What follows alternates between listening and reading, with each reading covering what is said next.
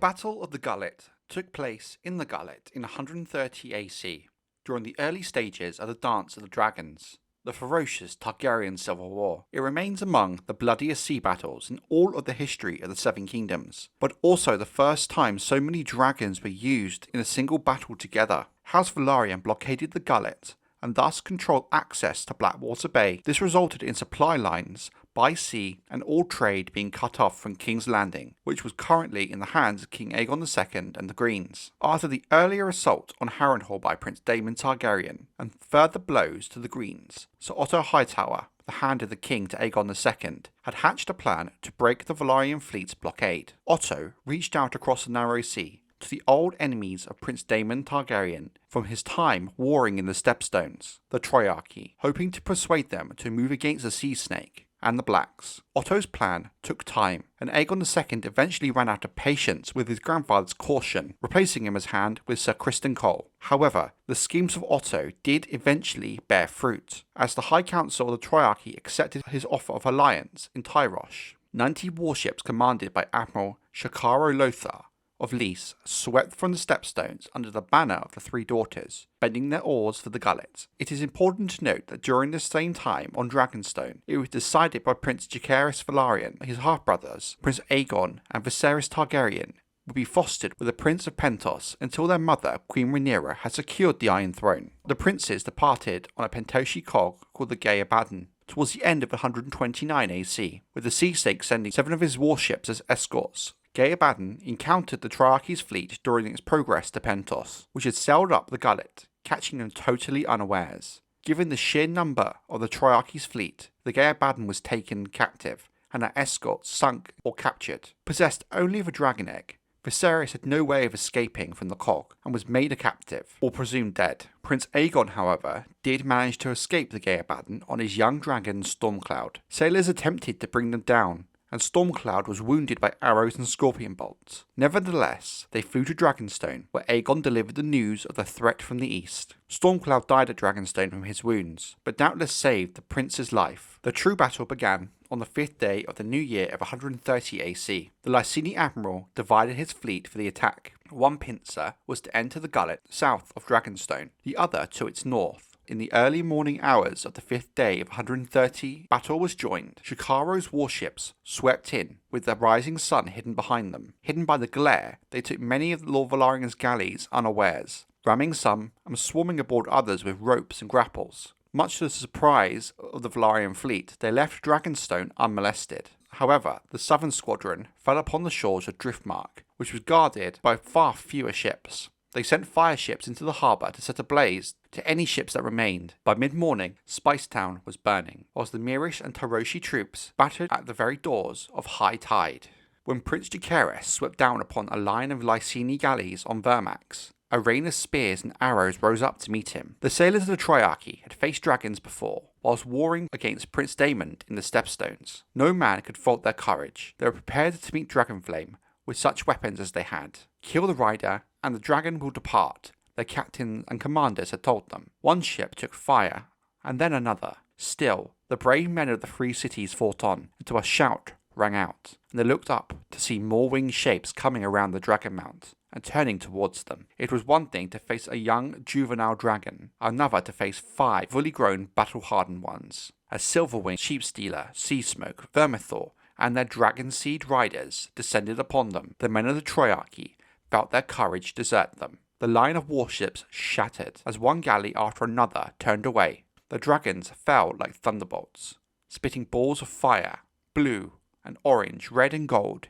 each brighter than the next. Ship after ship burst asunder, or was consumed by flames. Screaming men leapt into the sea, shrouded in fire. Tall columns of black smoke rose up from the water. All seemed lost. All was lost. Several differing tales were told afterwards of how and why the dragon fell. Maybe it was the courage of its young rider. Maybe it was the inexperience of youth. Vermax flew too low and crashed down into the sea. Some claimed a crossbowman put an iron bolt through his eye, but this version seems suspiciously similar to the way that Meraxes met her end long ago in the sands of Dorne. Another account tells us that a sailor in the crow's nest of a Myrish galley cast a grapple at Vermax as he was swooping through the fleet. One of its prongs found purchase between two scales and was driven deep by the dragon's own considerable speed. The sailor had coiled his end of the chain about the mast, and the weight of the ship and the power of Vermax's wings tore a long jagged gash in the dragon's belly. The dragon shrieked with rage and was heard off as far as Spicetown, even through the clangour of battle. His flight jerked to a violent end, and Vermax went down smoking and screaming, clawing at the water. Survivors said he struggled to rise, only to crash headlong into a burning galley. Wood splintered.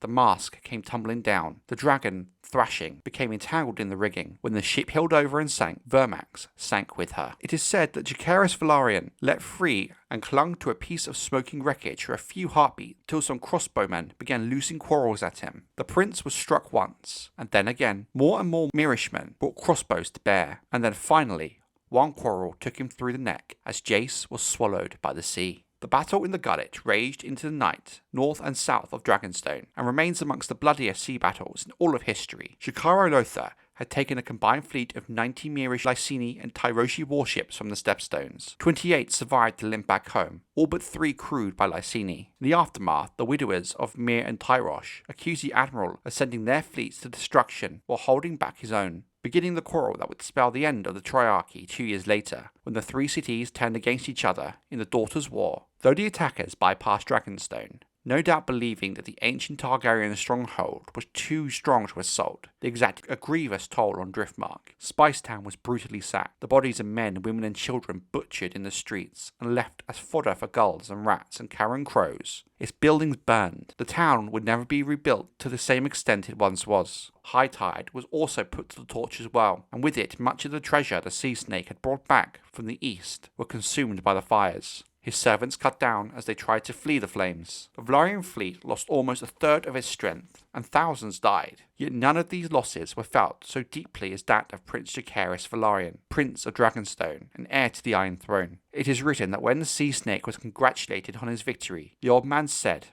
"If this be victory, I pray I never win another." With the damage done to Driftmark and Spicetown, the loss of much of the Velaryon fleet, the death of Prince Jaehaerys and his dragon Vermax, and Prince Viserys Targaryen taken captive, presumed dead by both sides, it's hard to really say who won the battle. And ultimately it's very subjective, with both the Blacks and the Greens claiming some form of victory from it. But ultimately the battle was very costly for both sides, and could only nominally be considered a victory for the Greens, due to the death of Rhaenyra's eldest son and the sacking of Spicetown, and in turn weakening the ability of House Velaryon's fleet with the Sea Snake's personal wealth harshly damaged, thanks to the fires at High Tide. The Greens, however, had failed in their strategic goal of the battle, to break the hold of the Velaryon fleet on the east coast of Westeros, and restore supply lines and trade to King's Landing. Moreover, the Greens' allies in the southern free cities took such heavy losses they could play no further part in the Dance of the Dragons. King Maegor Targaryen, the half-brother of the late King Aenys,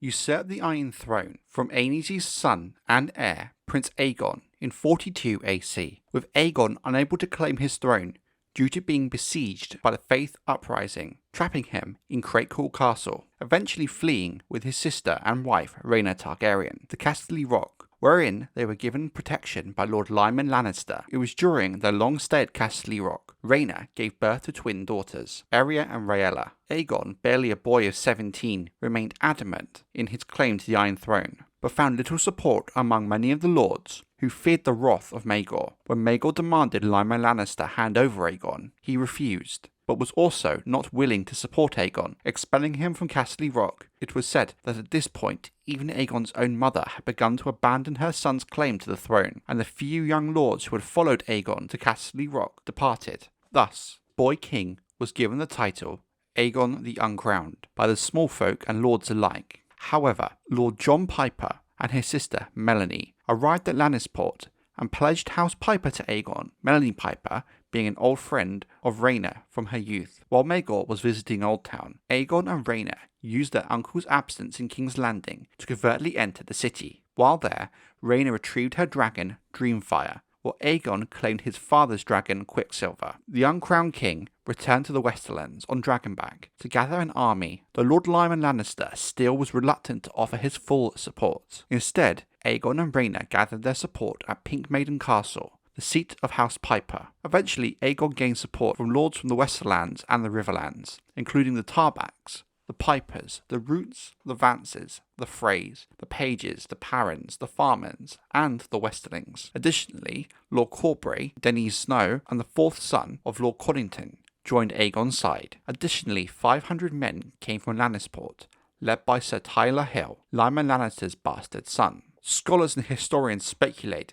this was Lyman Lannister's way of supporting Aegon without publicly associating himself with his cause. 15,000 men had joined the rebellion as Aegon the Uncrowned began his long march across the Riverlands to strike his claim to his father's throne, led by the uncrowned king himself on his father's beloved dragon, Quicksilver. Though their ranks did include seasoned commanders and well-practiced knights, no great lords had rallied to Aegon's cause. But one of Maegor's queens, and mistress of whispers, Tyanna, wrote to warn Maegor the Storm's End, the Eyrie, Winterfell, Casterly Rock had all been in secret communication with his brother's widowed queen, Alyssa. Before declaring for the Prince of Dragonstone, Aegon the Uncrowned, they wished to be convinced he would prevail against Maegor. Aegon required a victory to secure the Great Lords, and not just a victory, a decisive victory. However, Maegor would deny his nephew that. From the twisted towers of Harrenhal came Lord Harroway, from Riverrun Lord Tully. Sir Davos Darkland and the Kingsguard marshalled 5,000 swords in King's Landing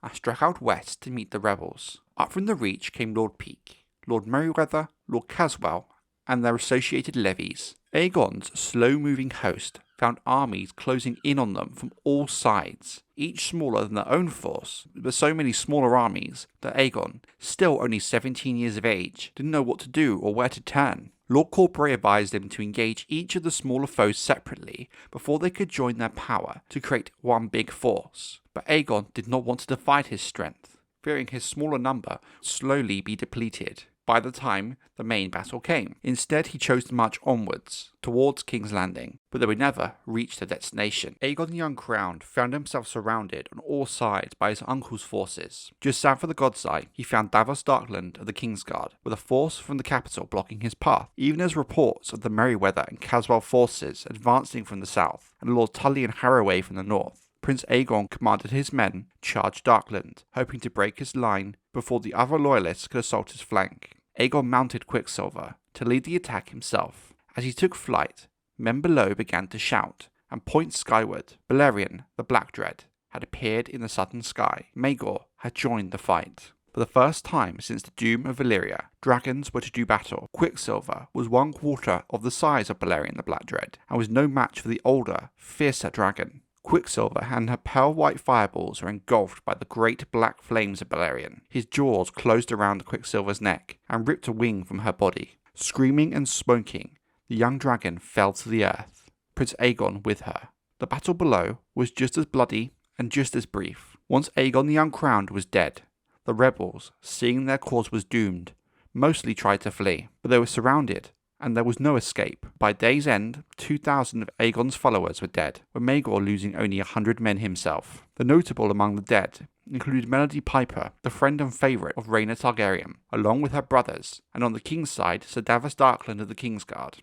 6 months of trials and executions followed. Only the king's mother, the Dowager Queen Visenya Targaryen, persuaded Maegor to spare some of the lords, albeit stripping them of their lands and titles. One key person not killed or captured was Rhaenyra Targaryen herself, the sister and wife of Prince Aegon. She had remained behind at Pink Maiden Castle with her young twin daughters and her dragon, Dreamfire. In the annals of history, it is debated if Rhaenyra should have joined Aegon in battle. However, it's unlikely Rhaenyra would have changed the course of the battle, as Dreamfire was still a young dragon, and Rhaenyra was no fighter. When word of the battle reached Rhaenyra, she took the news in a stony silence. Fearing her uncle's wrath, she gathered her daughters, Arya and Rhaella, and fled to Fair Isle, where its new lord, Mark Farman, who had lost his father and elder brother in the battle, gave her sanctuary, and swore no harm would come to her or her girls. For a year, the people of Fair Isle looked eastwards, waiting for a sight of the Black Dread's dark wings. But Maegor never came. The king had returned to the Red Keep, where he set about his next task, securing the succession and getting himself an heir. Aegon's conquest of the Seven Kingdoms, for the most part, been very straightforward and unchallenging, with Aegon easily subjugating the Riverlands with the burning of Harrenhal, Rhaenys and Orys took the Stormlands with the defeat of Daeron in the Battle of the Last Storm, and Visenya managed to take the Vale of Arryn without the need for bloodshed. However, the combined forces of the Kings of the Reach, House Gardener, and the Kings of the Rock, House Lannister, would not be such an easy prospect. Individually, they were manageable, but the two kingdoms working together would prove to be a much tougher test. In the battles so far in the conquest of the Seven Kingdoms, we've gotten a brief idea of how a single dragon could turn the tide of a battle in a moment, especially during the Last Storm. So if one dragon could cause such devastation and turn the tide of a battle, what kind of damage could Aegon and his sisters do with all three of their dragons at the same time? With his new kingdom growing, Aegon turned his attention to the Lannisters in the Westerlands and the Gardeners in the Reach. Given the much larger scale of the coming battle, as well as his growing number of ground troops for the coming offensive, thanks to the support of the Riverlands, Vale and Stormlands, Aegon would give Lord Mountain command of the Targaryen ground forces, as most of Aegon's ever-growing army were made up of men from the recently conquered Riverlands. The logic of choosing a lord they knew and trusted to lead them was a smart move by Aegon, with Mountain already proving loyal, being one of the first lords to join him upon his landing. Whilst Orys Baratheon may have been the obvious choice given his success during the Last Storm, Orys was already loyal to Aegon, and in many ways to the men of the Seven Kingdoms, just as much an invader as Aegon. Whilst Orys would become a respected commander and figure to the Lords of Westeros, now was not that time. After the Last Storm and the fall of Daeron, the last Storm King, Loren Lannister, the King of the Rock, joined forces with Mern Gardener, King of the Reach. This move really shows the impact Aegon was having on Westeros, with two kingdoms who have warred on and off for centuries, joining forces to face the invaders together. Whilst the Gardeners and the Lannisters had cooperated before, mostly in the face of the Ironborn Reavers, their disdain and hatred for one another had only grown deeper since then. Despite the threat of Aegon and the rumours of Harrenhal and the Last Storm, there was still a sense of complacency among the Lannister-Gardener union, not truly understanding or comprehending their peril. They marched their men to Goldengrove. Between the two kings they had 55,000 men, much more than Aegon's growing force of 11,000. This 55,000 also included 5,000 mounted knights, something Aegon for the most part had very few of. Joining the kings were the notable houses of Oakhart, Florent, Rowan, Peake, and Redwine, but many of their bannermen did not heed the call, seeing the danger the Dragon King truly was, having brought half as many more men to the battle than Loren. Mern would command the centre, and his son Edmund lead the vanguard. Loren led the right flank, while Lord Oakhart the left. Of those major houses absent from the battle, the most notable was House Hightower, whose lord, Manfred Hightower, heeded the advice of the High Septon, and did not join his liege lord, King Mern, on the march, and instead kept his forces back at Old Town. This in itself proved a strange move given the close familial ties between the houses, and some speculated that the Hightowers did not join the battle in the hopes of being made Aegon's Warden of the South and Lords of the Reach after the battle was over. The two armies met in the plains south of the Blackwater, in a wide open field of wheat and barley during a particularly dry period. The two kings wanted to use a proven battle tactic, using their vanguard and centre to hit Aegon hard and fast, then using the left and right wings to flank Aegon, encircling him. This was a battle-tested move, and Aegon setting up in a defensive crescent formation suited this approach. They charged, and began to break the Targaryen spear line, as expected, but before flanking could begin, Aegon and his sisters, Visenya and Rhaenys, took to the air on their dragons, Balerion, Meraxes and Vhagar. At this moment, the battle was already over, but the foolish kings did not see their doom coming. The dragon flame began to set the dry fields aflame on all sides of the battle, especially upwind of the Gardener and Lannister forces. The location of the battle, with all the wheat and barley, was perfect fuel to burn. Lord Mountain's Targaryen forces were safely upwind, allowing them to finish off the soldiers who emerged from the flame. King Loren Lannister rode through the flames to safety when he realised Aegon would be triumphant, and there was no hope of fighting the power of the dragons. Aegon and the dragons killed 4,000 Lannister and Gardener men and routed the army. Among the dead was King Mern Gardener and all of his sons, grandsons, brothers and cousins. The house was wiped out in one fiery blow. The Knights of the Order of the Green Hand were also wiped out along with their king. Lord Armand Peake and his sons perished, another 1,000 men perished from sword and spear and arrows fighting Lord Mountain's ground forces, and an estimated 10,000 men suffered burns. The Targaryen host, lost less than 100 men, most in the initial charge, while Visenya Targaryen also took an arrow to the shoulder, perhaps a sign that dragons, although powerful beyond imagination, were not wholly infallible, that there could still be ways to deal damage, but at what cost? The Field of Fire was the only time in Aegon's conquest that all 3 dragons were used at the same time, and in the grand scheme of the conquest, proved to be the defining blow. Some battles seem unimportant during their time, and that's the case of the Myrish Bloodbath, which forever changed the course of history and the fate of the Seven Kingdoms and House Targaryen. The years 91 to 92 AC are known in history as the Myrish Bloodbath. In the city of Myr, 2 rival factions vied for control of the free city. There were assassinations, riots, poisonings, hangings, tortures, and countless sea battles, before one side eventually emerged supreme. The losing faction was driven from the city and tried to establish themselves first upon the island chain of the Stepstones, only to be hounded from there as well when the Archon of Tyrosh made a common cause with a league of pirate kings. In their desperation, the Mirmen next turned to the island of Tarth in the Narrow Sea, just off the coast of Westeros, near Storm's End, wherein their landing to the Evenstar at Tarth by surprise. In a very short time they had taken the entire eastern side of the island, and the Evenstar's small force didn't have the strength to retake it alone. By that time, the Myrish were little more than pirates themselves, a ragged band of rogues. Neither King Jaehaerys or his small council felt it would require much to drive them back to the sea. Prince Aemon,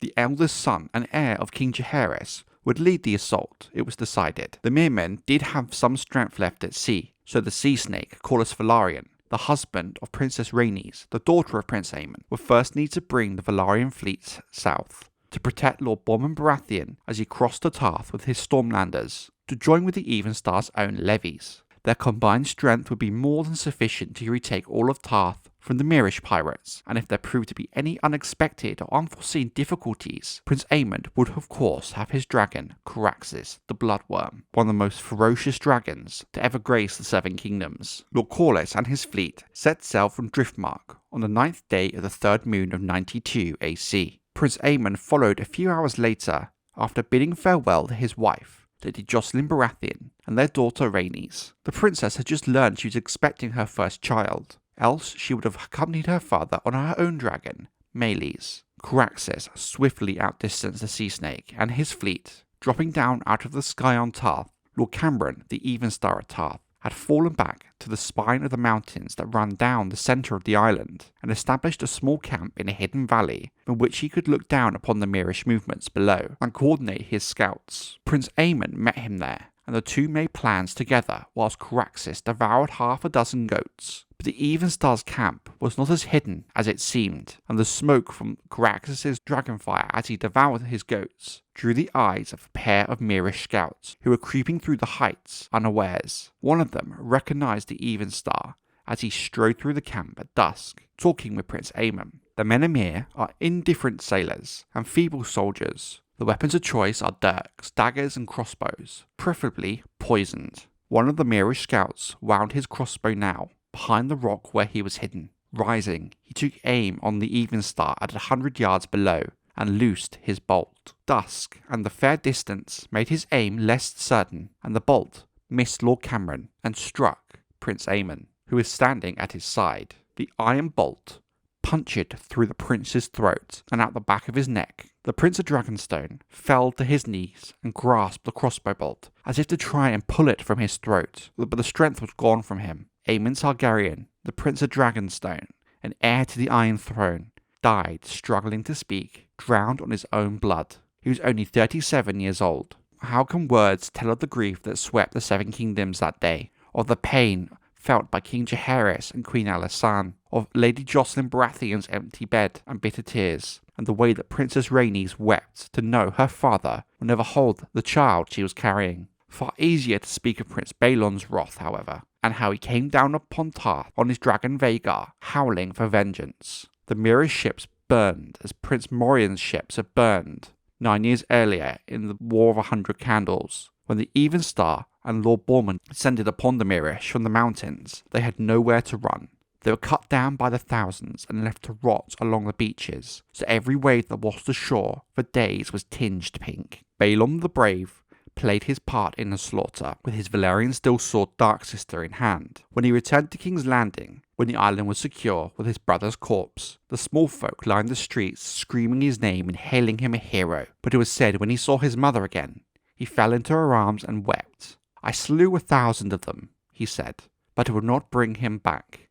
And the queen stroked her son's hair and said, "I know." The Myrish bloodbath opened Pandora's box and would have long-lasting, far-reaching consequences that no one alive at the time could have predicted in the moment. Prince Aemon was King Jaehaerys' undisputed heir and a powerful influence in the Red Keep in his own right. It is safe to say, if he had been given the chance, Prince Aemon would have been a good king, held in the same regard as his father, Jaehaerys. His untimely death opened up the first of several succession disputes that plagued the late reign of King Jaehaerys, and set the Seven Kingdoms on a path towards the Great Council of 101 AC, and ultimately the bloody Dance of the Dragons. One stray crossbow bolt, fired in a petty war of little consequence, changed the course of history forever. The battle by the lakeshore, more commonly known as the Fishfeed by the small folk of Westeros, was fought along the shores of the God's Eye, in the Riverlands during the bloody Targaryen civil war known as the Dance of the Dragons in 130 AC. It would be remembered in the histories as the single bloodiest battle to happen during the war,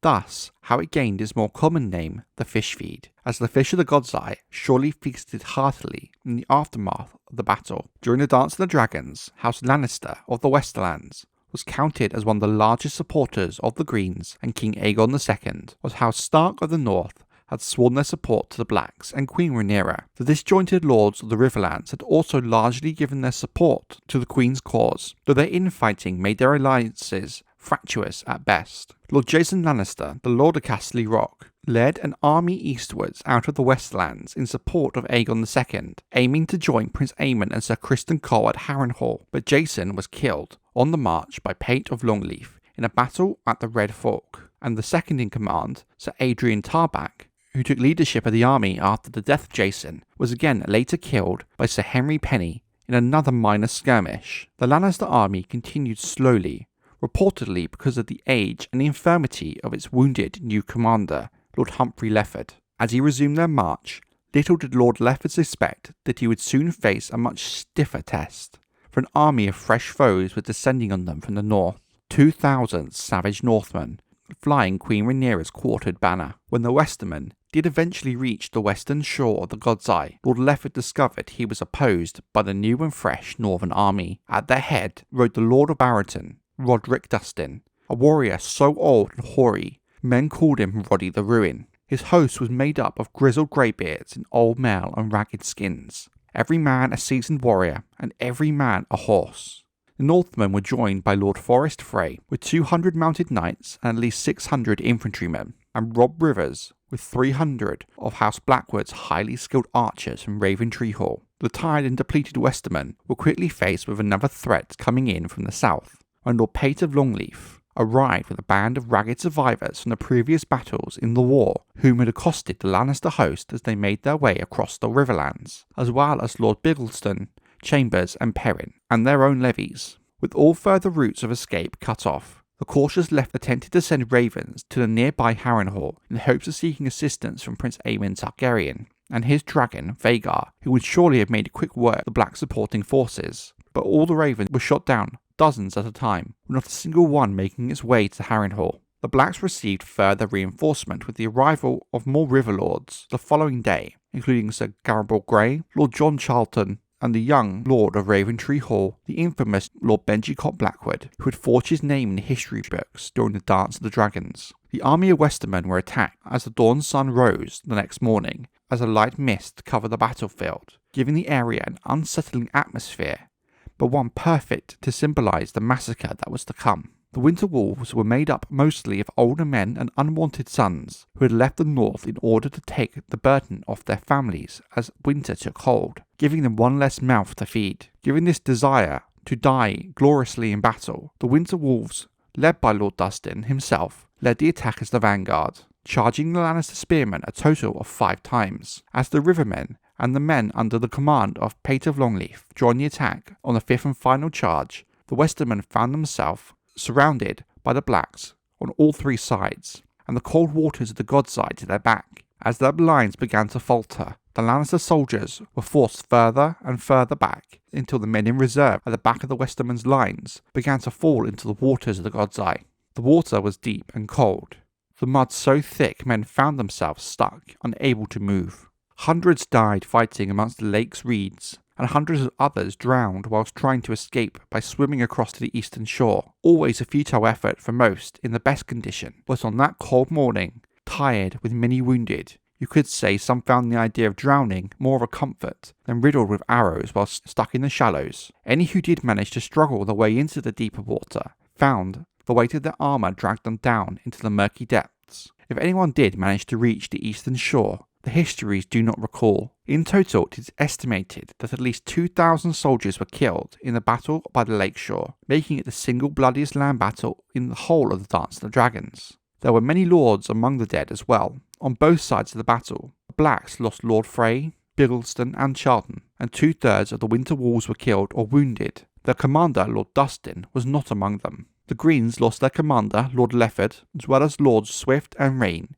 and the knights Clarence Crackhaw and Amory Hill. It is said that the young Lord Benjicott Blackwood, a boy of 13, wept when he saw all of the dead. Even some of the more hardened battle commanders seemed to be shocked by the sheer amount of dead before them. The Lannisters' main army was totally destroyed in the battle. The flower of knighthood from all of the Westerlands cut down in a single day, with only a skeleton force left to defend the Westerlands, their home territory. Dalton Greyjoy, the Lord Reaper of Pike, opportunistically allied himself with Rhaenyra Targaryen, so the Ironborn could plunder the coast of the Westerlands, sacking Lannisport, but failing to take Castle Rock itself due to its strong defences. The Fishfeed effectively took the Westerlands and House Lannister out of the war. However, despite their disproportionate victory, the Black's armies in the Riverlands were also badly mauled in the Bloodbath, and given the pace of the war, the Lords of the Riverlands did not have time to replenish and rest their men for the coming battles. In response to the Greens' crushing defeat, Prince Aemon and Sir Criston Cole abandoned Harrenhal,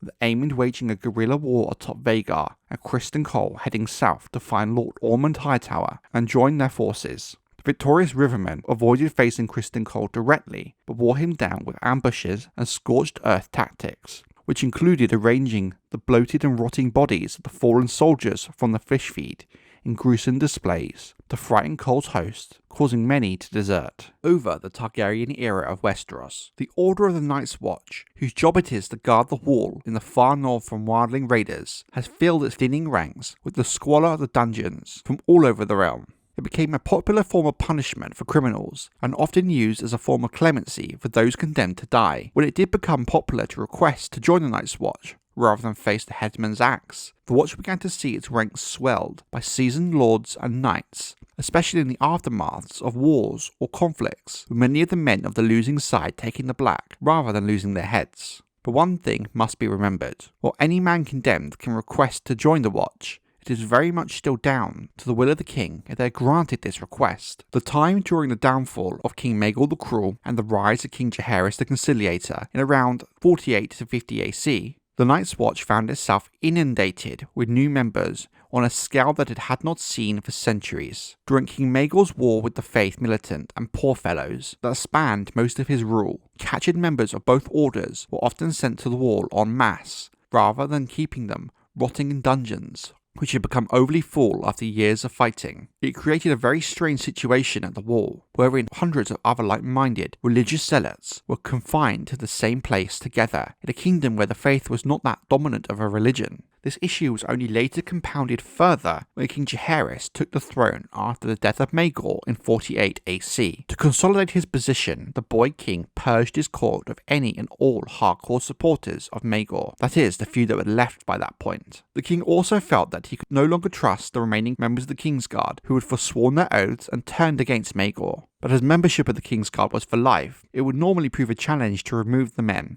Thus, the solution of them taking the black was presented as a workaround, allowing the king to fill his guard with men he trusted would not be turncloaks or betray him. 4 of the 5 surviving members of Maegor's Kingsguard chose to take the black: Sir Oliver Bracken, Sir Raymond Mallory, Sir Simon Crane, and Sir John Tollet. At the wall, 2 groups had now been sent there that both had much disdain for the boy king, who was responsible for them being there. Unwisely, almost as soon as they had arrived at the wall, the Lord Commander of the Night's Watch gave Sir Oliver Bracken and Sir Ryman Mallory, commanding 2 forts at Rhymegate and Sable Hall, with orders to oversee their repair. A large fraction of the men placed in their command were poor fellows and faith militant, who too bore resentment for the king. Why the Lord Commander made such a short-sighted decision can only be speculated, as within a few weeks the 2 knights decided to make these castles their own seats of power and establish themselves as lords, with the former faith militant at their command. Only a few weeks prior, the Lord of Winterfell, Brandon Stark, had died, with his son Sir Walton succeeding him. The sudden rebellion that broke out at the Wall in 50 AC amongst the men at Rhymesgate and Sable Hall caught not only the Night's Watch off guard, but also the new Lord of Winterfell, to whom had not expected to be tested so soon. Lord Walton gathered his strength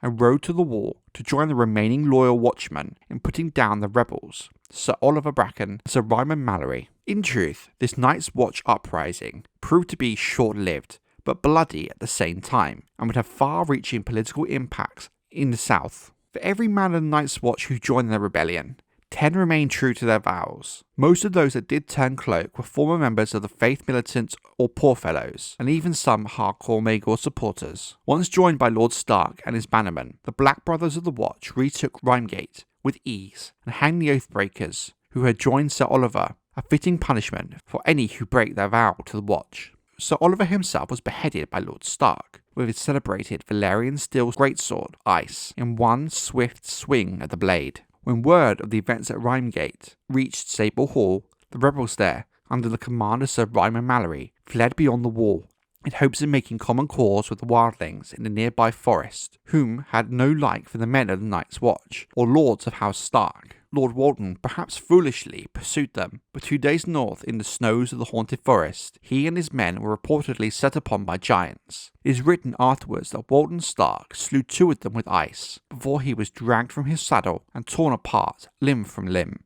His surviving men carried him back to Castle Black in pieces. As for Sir Ryman Mallory and the other deserters who went north of the wall, the wildlings gave them a cold welcome. Rebels or no, the free folk had no use for crows. It is not so simple to try and swap sides beyond the wall. Just because you have a common foe is no guarantee. Sir Ryman's head was delivered to Eastwatch by the Sea half a year later by a small band of wildlings. When asked what had happened to the rest of his men who had followed him beyond the wall, the wildling chieftain just laughed and said, "We ate them." While such a statement might come across as a poor joke, it is well known among the men of the Watch that several wildling clans practiced cannibalism. If the rebels had spent more time learning about the Night's Watch and their foe, rather than plotting revenge for events past, they maybe would have sought freedom running to the south, rather than into the jaws of a greater foe beyond the wall. Brandon Stark's second son, and Walton's brother, Alaric, became the Lord of Winterfell. He would rule the north for 23 years.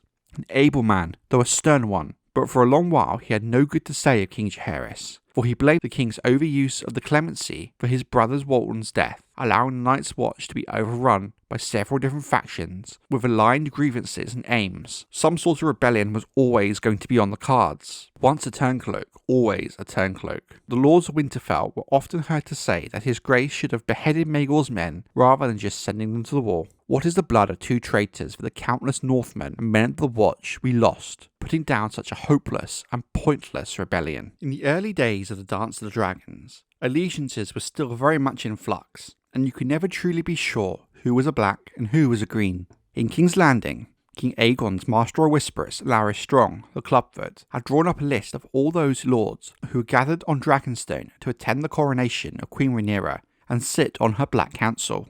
Lords Celtigar and Velaryon had their seats on islands, as Aegon had no strength at sea. They were beyond the reach of his wrath, for now. However, those black lords whose seats were on the mainland enjoyed no such protection, and would become the Green's first targets. With 100 mounted knights and 500 men-at-arms of the royal household, augmented by 3 times that many hardened sellswords, Sir Criston Cole marched to the nearby Rosby and Stokeworth, whose lords had only recently repented of their allegiance to Rhaenyra, commanding them to prove their loyalty by adding their power to his. Cole's host advanced upon the walled town of Duskendale, where they took the defenders by surprise. The town was sacked, the ships in the harbour set afire, Lord Darklyn beheaded.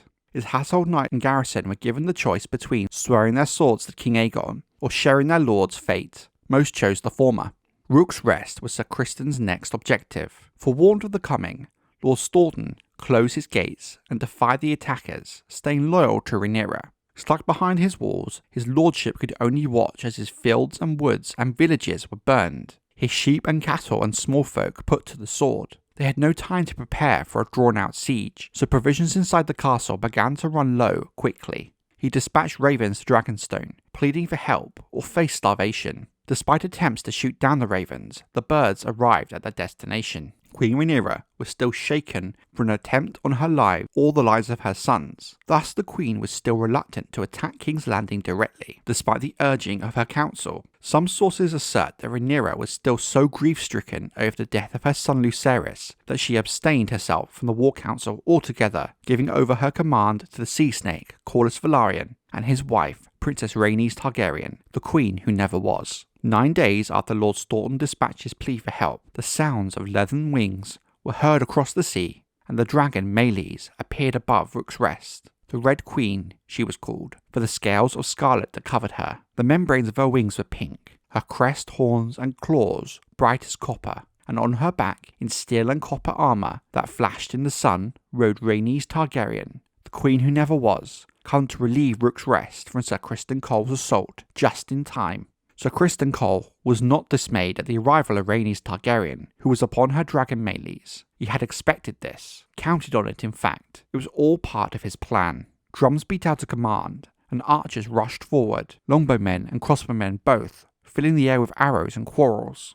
Scorpions were cranked upwards to loose iron bolts of the sort that had once felled the dragon Meraxes in Dorne. Meleys suffered a score of hits, but the arrows only served to make her angrier. She swept down, spitting fire to the right and left. Knights burned in their saddles as the hair and hide and harnesses of their horses went up in flames. Men-at-arms dropped their spears and scattered. Some tried to hide behind their shields, but neither oak nor iron could withstand the dragon's breath. Sir Criston sat on his white horse shouting, "Aim for the rider!"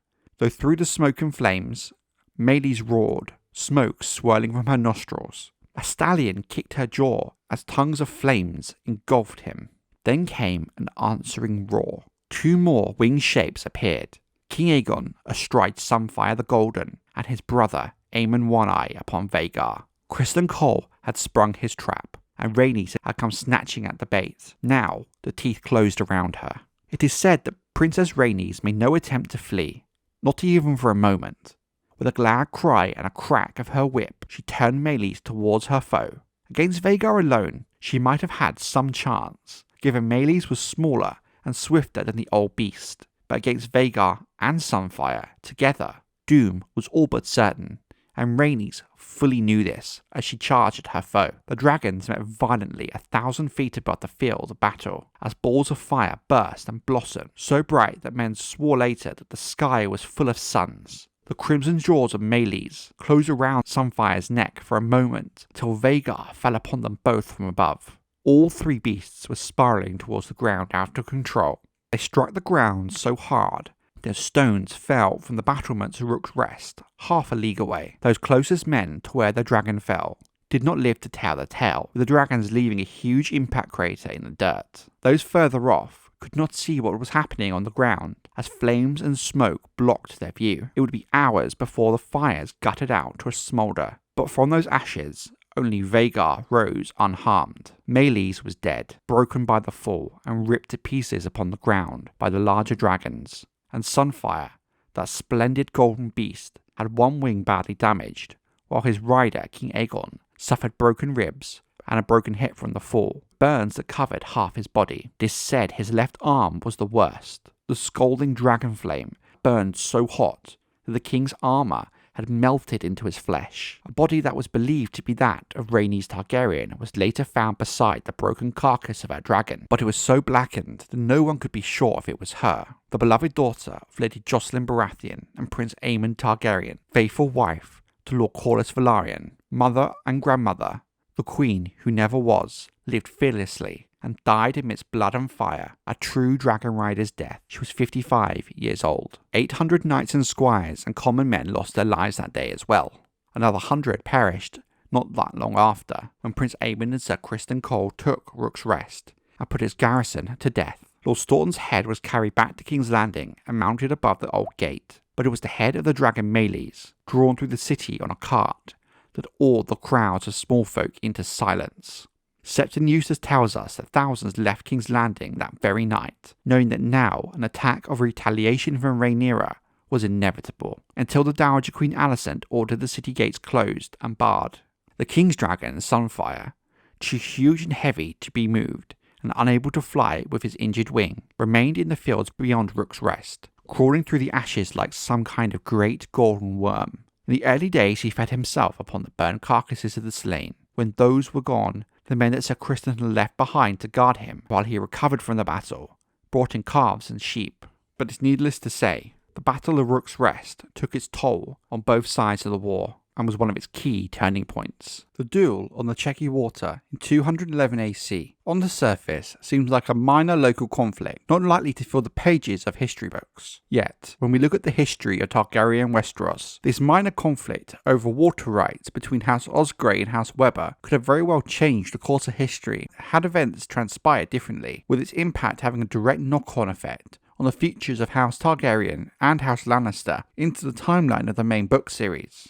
During a long heatwave in the year 211 AC, Lady Rowan of House Weber had dammed the small river known as the Chequy Water, diverting its waters to fill the moat of her seat, Cold Moat. This water was then also used to irrigate the surrounding farmland, due to the heatwave drying up the water supply of the farmland under House Weber's control. This damming of the river had a direct impact on the neighbouring House Osgrey, whose water supply was cut off by the Weber Dam, further upriver. Their seat of Stanfast had very little drinkable water left, while the farmland of House Osgrey's small folk began to wither and die without water. Sir Eustace Osgrey, the head of House Osgrey, had taken to service Bennis of the Brown Shield, Sir Duncan the Tall, and Duncan's squire, Prince Aegon Targaryen. After the discovery of the dam, Sir Duncan and Aegon tried to negotiate with Lady Rowan unsuccessfully, which resulted in Sir Eustace calling his levies. Later, Lady Rowan struck first, setting fires in the woods nearby Stanfast. Knowing the cause was hopeless, Sir Duncan convinced Sir Eustace to disband his levies, but did promise to stand by him when he met with Rowan face to face the following day. At this meeting, Sir Duncan offered Lady Rowan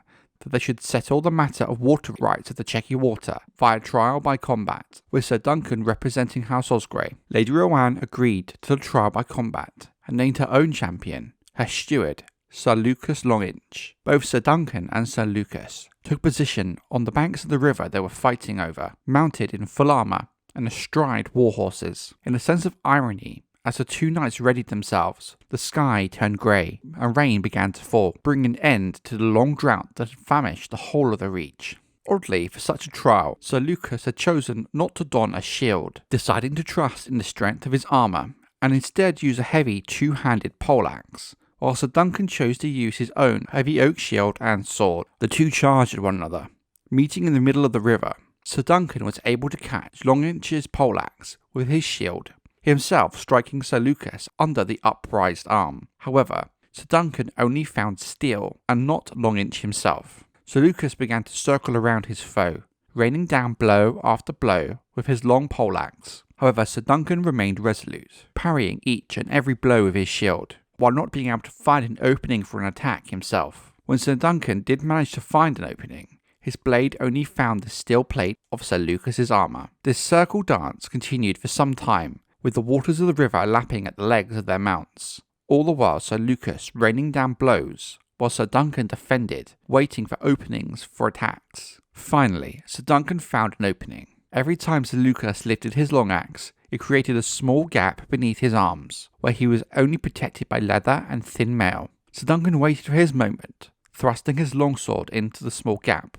However, his sword scraped the roundel, causing Sir Duncan to overextend himself and almost lose his seat on his horse. Sir Lucas in turn swung his axe yet again, this time landing a crushing blow on the helm of Sir Duncan, causing his horse's legs to rear, with one of his hooves hitting Longinch in the face. Both of the horses threw their riders from the saddle into the rushing waters below, the weight of that heavy steel plate dragging them to the river's muddy bottom. Both men managed to find their feet. Sir Duncan emerged first, covered in mud, holding only his battered shield, having lost his blade in the river. Sir Lucas burst out of the water right in front of Sir Duncan. Sword in hand, he struck Duncan's neck with a savage blow, and only the thickness of his groget kept his head upon his shoulders. He had no blade to answer with, only his battered shield, so he just blocked the blows one by one. Duncan gave ground, and the Longinch came after, screaming and slashing. Longinch eventually found his mark, and made a cut to Duncan's hip, with Duncan falling to one knee as the waters rushed around him. But he did manage to get up his shield,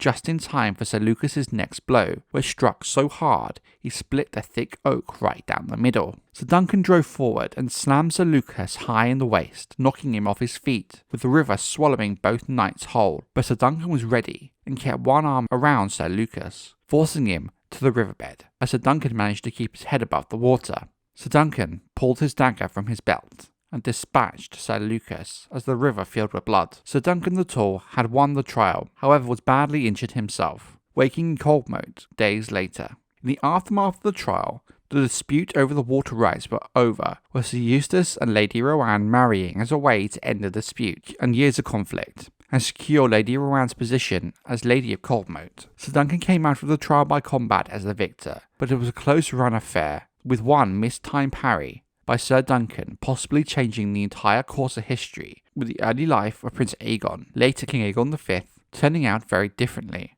Without Sir Duncan at the tragedy of Summerhall, the few who did survive the fire might not have escaped the blaze, with people such as Prince Rhaegar never being born, and without Rhaegar, there is very little cause left for Robert's rebellion, as we know it. But there would also be a huge impact for House Lannister. Lady Rowan would later go on to marry Gerald Lannister, and his grandmother to Lord Tywin Lannister. In an event where Sir Lucas wins, it is very possible that Rowan never marries Gerald Lannister, and thus Tywin and his own children would never have been born. Therefore, all the actions Sir Tywin took to restore House Lannister's reputation would never have happened, namely, the downfall of House Castamere. The Faith Militant Uprising that lasted between the years 41 to 48 AC was the downfall of King Aenys Targaryen, and a constant thorn in the side of the reign of King Maegor the Cruel. The rebellion itself was led by a militant order of the Faith of the Seven, namely the Poorfellows and the Warriors' Sons, against the rule of House Targaryen. In the early era of Targaryen Westeros, before King Jaehaerys' doctrine of exemptionalism, tensions ran high between the Dragon Lords and the Faith of the Seven. Namely, the Faith objected to House Targaryen's incestuous and polyamorous marriages. In the case of King Aegon the Conqueror, the Faith were willing to overlook these issues.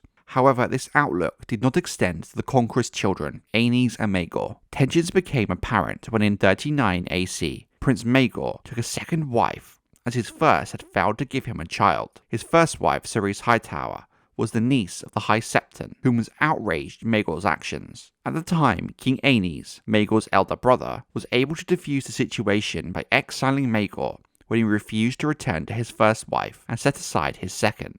However, things reached boiling point in 41 AC, when the king allowed the marriage of his eldest two children, Prince Aegon and Princess Rhaenyra. Almost immediately, there was opposition from the Faith and the High Septon to the marriage. The Septon who performed the marriage rites was expelled from the Faith, and 2 weeks later was murdered by a group of Poorfellows who had taken up arms. More Poorfellows attempted to scale the walls of the Red Keep, while a sect of the Warriors' Sons began to fortify the Hill of Rhaenys. Thousands of Poorfellows threatened the king's supporters, and dozens of lords gave their support to the Faith. By the end of that year, most of the realm had joined the side of the Faith. King Aenys, unable to decide how to deal with the rebellion, fell ill. He collapsed when he learned that Rhaenyra and Aegon were besieged at Crakehall and died 3 days later. King Maegor would return from his exile to usurp the throne from his nephew, Prince Aegon. Maegor quickly took control of King's Landing, though it was a hard-fought process,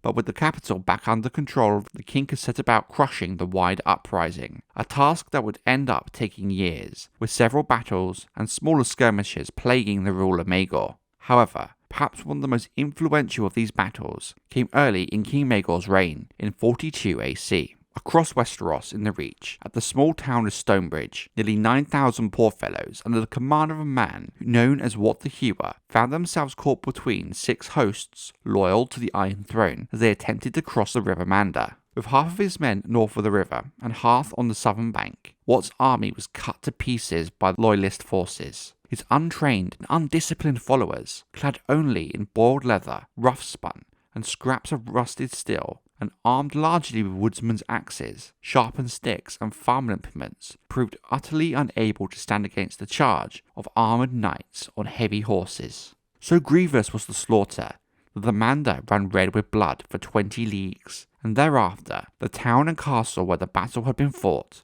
became known as Bitterbridge, and as the history of Targaryen Westeros shows us, Bitterbridge would truly come to earn its dark name. Wroth the hero himself was taken alive, but not before slaying half a dozen knights himself, among them Lord Meadows of the Grassy Vale, commander of the King's host. Wroth the hero was delivered to King's Landing in chains. However, a larger problem loomed on the horizon than King Maegor, and one that would not be so easily dispatched. By the time of the defeat of Wroth the hero, another band of poor fellows under the command of a bastard hedge knight known as Horace Hill had reached the Great Fork of the Blackwater River with an even larger host than that of Wroth the hero.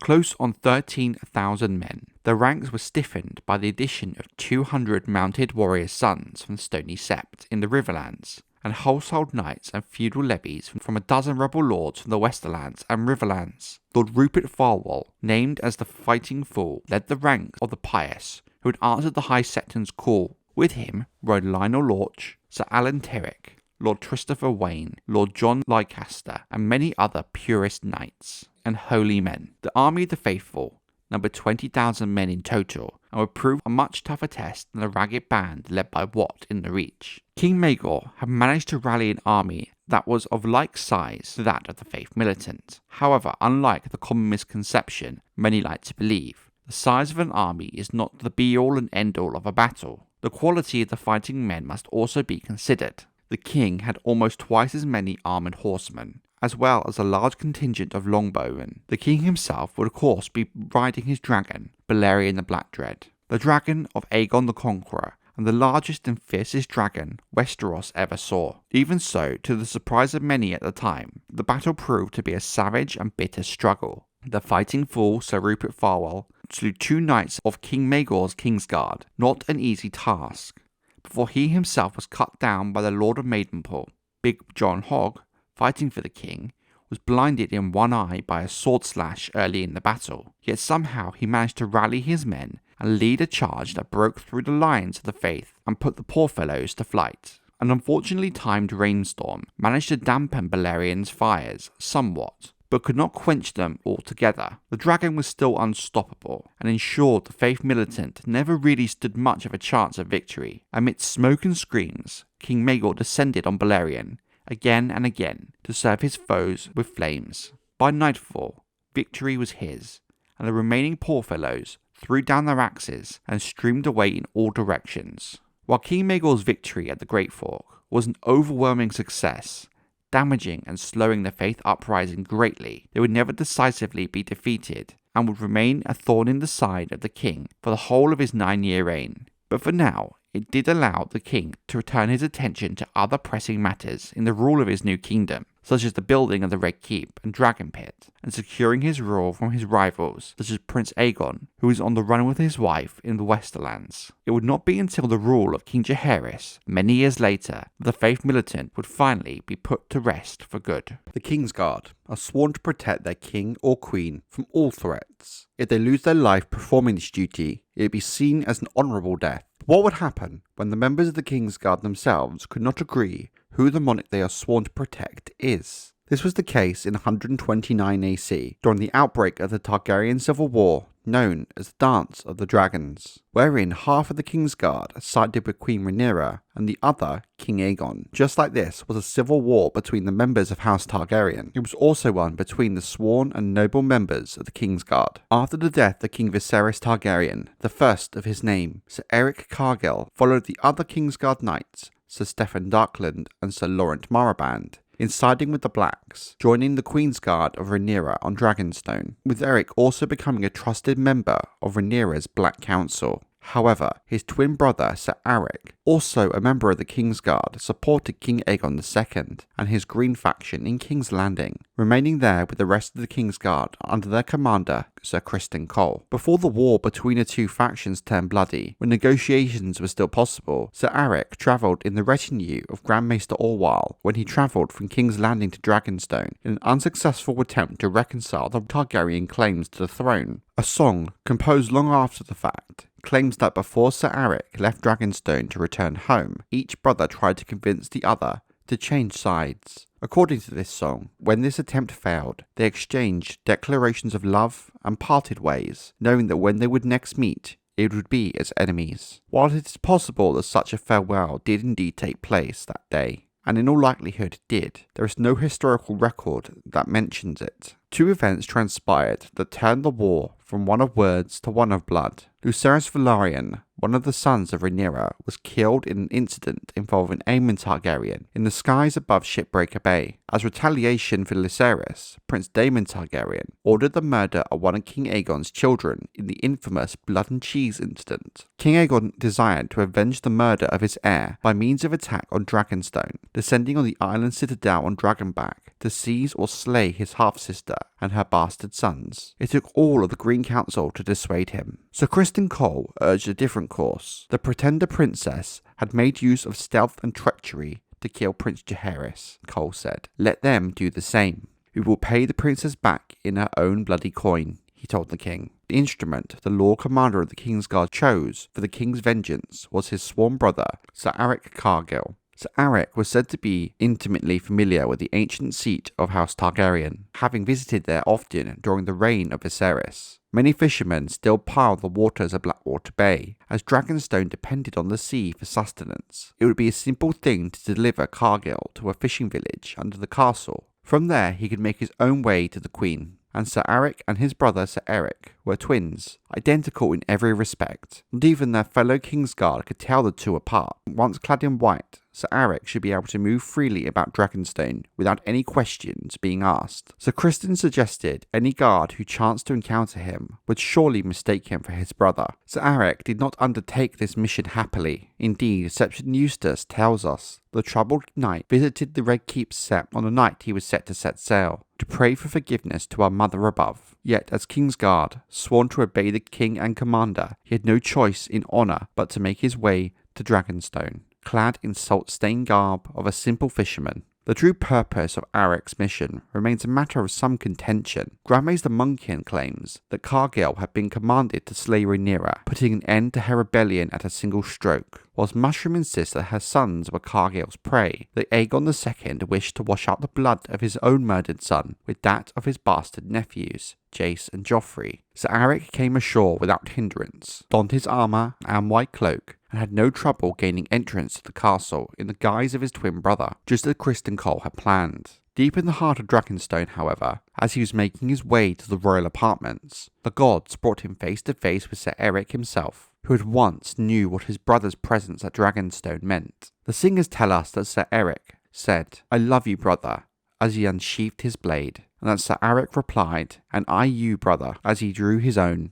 It is said in the songs that the twins battled for the best part of an hour. Grand Maester Munkin says the clash of steel on steel woke half of the castle, but onlookers could only stand by helplessly and watch, for no man could tell which brother was which. In the end, Sir Aric and Sir Eric dealt each other mortal wounds, and died in one another's arms with tears upon their cheeks. Mushroom's account is shorter, saltier, and altogether nastier. The fight lasted only moments, the fool says. There was no declaration of brotherly love. Each Cargill denounced the other as a traitor as they clashed. Sir Eric, standing above his twin on the spiral step, struck the first mortal blow. As a savage downward cut, nigh took his brother's sword arm off at the shoulder, but as he collapsed, Sir Aric grasped his slayer's white cloak and pulled him close enough to dive a dagger deep into his belly. Sir Aric was dead before the first guards arrived, but Sir Eric took 4 days to die of his gut wound, screaming in horrible pain and cursing his traitor brother all the while. For obvious reasons, the singers and storytellers have shown a marked preference for the tale as told by Munkin. Maesters and other scholars must make their own determination to which version is more likely. All that Septon Eustace says upon the matter, the Cargill twins slew each other, and there we must leave it. The lessons of this story is civil war between members of House Targaryen not only divided the house, the High Lords, the small folk, and also the members of the Kingsguard, but two brothers whom lost their lives defending the rights of the claimants they believed were the rightful ruler of Westeros. When a person is accused of a crime, especially when he or she is highborn, that person cannot be denied a trial wherein the highest ranking lord or lords in proximity sit judgment. At any point before or during the trial, the accused can request a trial by combat, in which the accuser and accused ask the gods to decide the issues between them. Knights, no matter their status of birth, cannot be denied a trial by combat. Highborn women accused of a crime can request a trial by combat as well, although a champion will fight in their stead. Men who are no warriors can also request a champion to fight for them as well. Trial by combat ends when the accuser yields and withdraws the accusations, or when one of the fighters die. However, what if the person accusing you is the king himself? While this would seem like an unlikely event, when you look back through the pages of history, there is an instance where a trial by combat was fought between the accused and the king himself. That king was Jaehaerys the Conciliator. While his long reign is often looked back on as the best of the Seven Kingdoms had ever seen, something King Jaehaerys is not often remembered for is his feat at arms. He did fight wars, and not just on Dragonback, but with blade in hand on the front lines, putting his own life at risk. But this aspect of Jaehaerys is often overlooked by his numerous other achievements over his long reign. The root of this issue came from one of King Jaehaerys' willful young daughters, Princess Sarah, who had formed a close friendship with a group containing herself, Lady Alice Turnberry, Lady Perianne Moore, Jorah Moodin, Red Roy Coddington, and Braxton Beesbury. The six of them became inseparable at every event, from feasts to balls. They hunted and hawked together, and once it is said they sailed across Blackwater Bay to Dragonstone. In the year 84 AC, Roy, Jonah, and Braxton were found drunk at the Blue Pearl, a notorious brothel in King's Landing, laughing as the king's fool, Tom Turnip, was surrounded by whores. When asked by men of the City Watch, Roy admitted that they thought it would be funny to see the fool do the deed. One of the watchmen overheard Princess Sarah's name being mentioned by the drunken youths. When Perianne and Alice were questioned about the incident, they revealed that Alice was pregnant outside of wedlock, and that Sarah had coerced them into sexual acts with her male favourites. Roy, Jorah, and Braxton were then imprisoned and placed in the dungeons. When questioned by the king and good Queen Alysanne, Princess Sarah confessed to her parent that she had given her maidenhead to all three of her male favourites, with each of them thinking he was the first. She proposed a solution of redemption by marrying all three of her favourites, like King Maegor Targaryen and his 6 wives. However, the mere mention and association of King Maegor sent the king into a rare outburst of anger and rage. He could not let the actions of his willful daughter and her friends go unpunished, or lords would think him weak. The harshest punishment was reserved for Sir Braxton, since he was the most guilty of the 3. Seated on the Iron Throne, Jaehaerys commanded Braxton to have his tongue and nose removed. The king ordered the knight to be gelded and his legs and arms broken and then healed in such a way to ensure Braxton was crippled for the rest of his life. But despite the king being the accuser, Sir Braxton still had the right to call for trial by combat, which the king consented to. Sir Braxton, being a knight, would fight his own trial, and it was assumed that a knight of the Kingsguard would represent the king, as is the normal custom in these circumstances. But indeed, the king declared he would face Sir Braxton himself. It is said his hand, his queen, and even his elder sons tried to dissuade the king from his path, but Jaehaerys felt that Braxton's actions were a direct attack on his own honour. There were many who were not sure how this trial would end, and feared for the king. The 2 men met the next morning at dawn, as the sun rose, in the outer wall of the Red Keep. Heir to Honeyholt, Sir Braxton was 19 years of age, the king 49, but still far from an old man yet. Beesbury chose to arm himself with a Morning Star, thinking that maybe perhaps the king would be less accustomed to defending himself against that weapon. The king bore Blackfyre, the Sword of Kings, the blade of Aegon the Conqueror. Both men were well armoured and carried wooden shields, emblazoned with the banners of their house. When the combat began, Braxton rushed the king hard, seeking to overwhelm him with the speed and strength of youth, making the spiked ball of his morning star whirl and dance and sing. King Jaehaerys took every blow on his shield, contenting himself with defence, while the younger man wore himself out. Soon enough, the time arrived when Braxton Beesbury could scarcely lift his arms, let alone his shield or morning star, and then the king moved to attack. Even the best of mail and armour is hard-pressed to turn Valyrian steel away, and Jaehaerys knew where every weak point could be found. Beesbury was bleeding from half a dozen wounds when he finally fell. Jaehaerys kicked his shattered and splintered shield away, opened the visor of his helm, laid Blackfyre's sharp edge against Beesbury's eye, and drove it deep. Queen Alysanne did not attend the duel. She told the king she could not bear the thought that he might die. Princess Sarah watched from a window of her cell, with her jailer making certain that she could not, and did not, turn away. Tourneys in Westeros are primarily a form of sport and tests of skill, but are often still bloody affairs. The tourneys' rules vary according to the region in which they are held, the desires of the hosting lord, and the rules devised by the lord's master of games. They are often held to celebrate a marriage,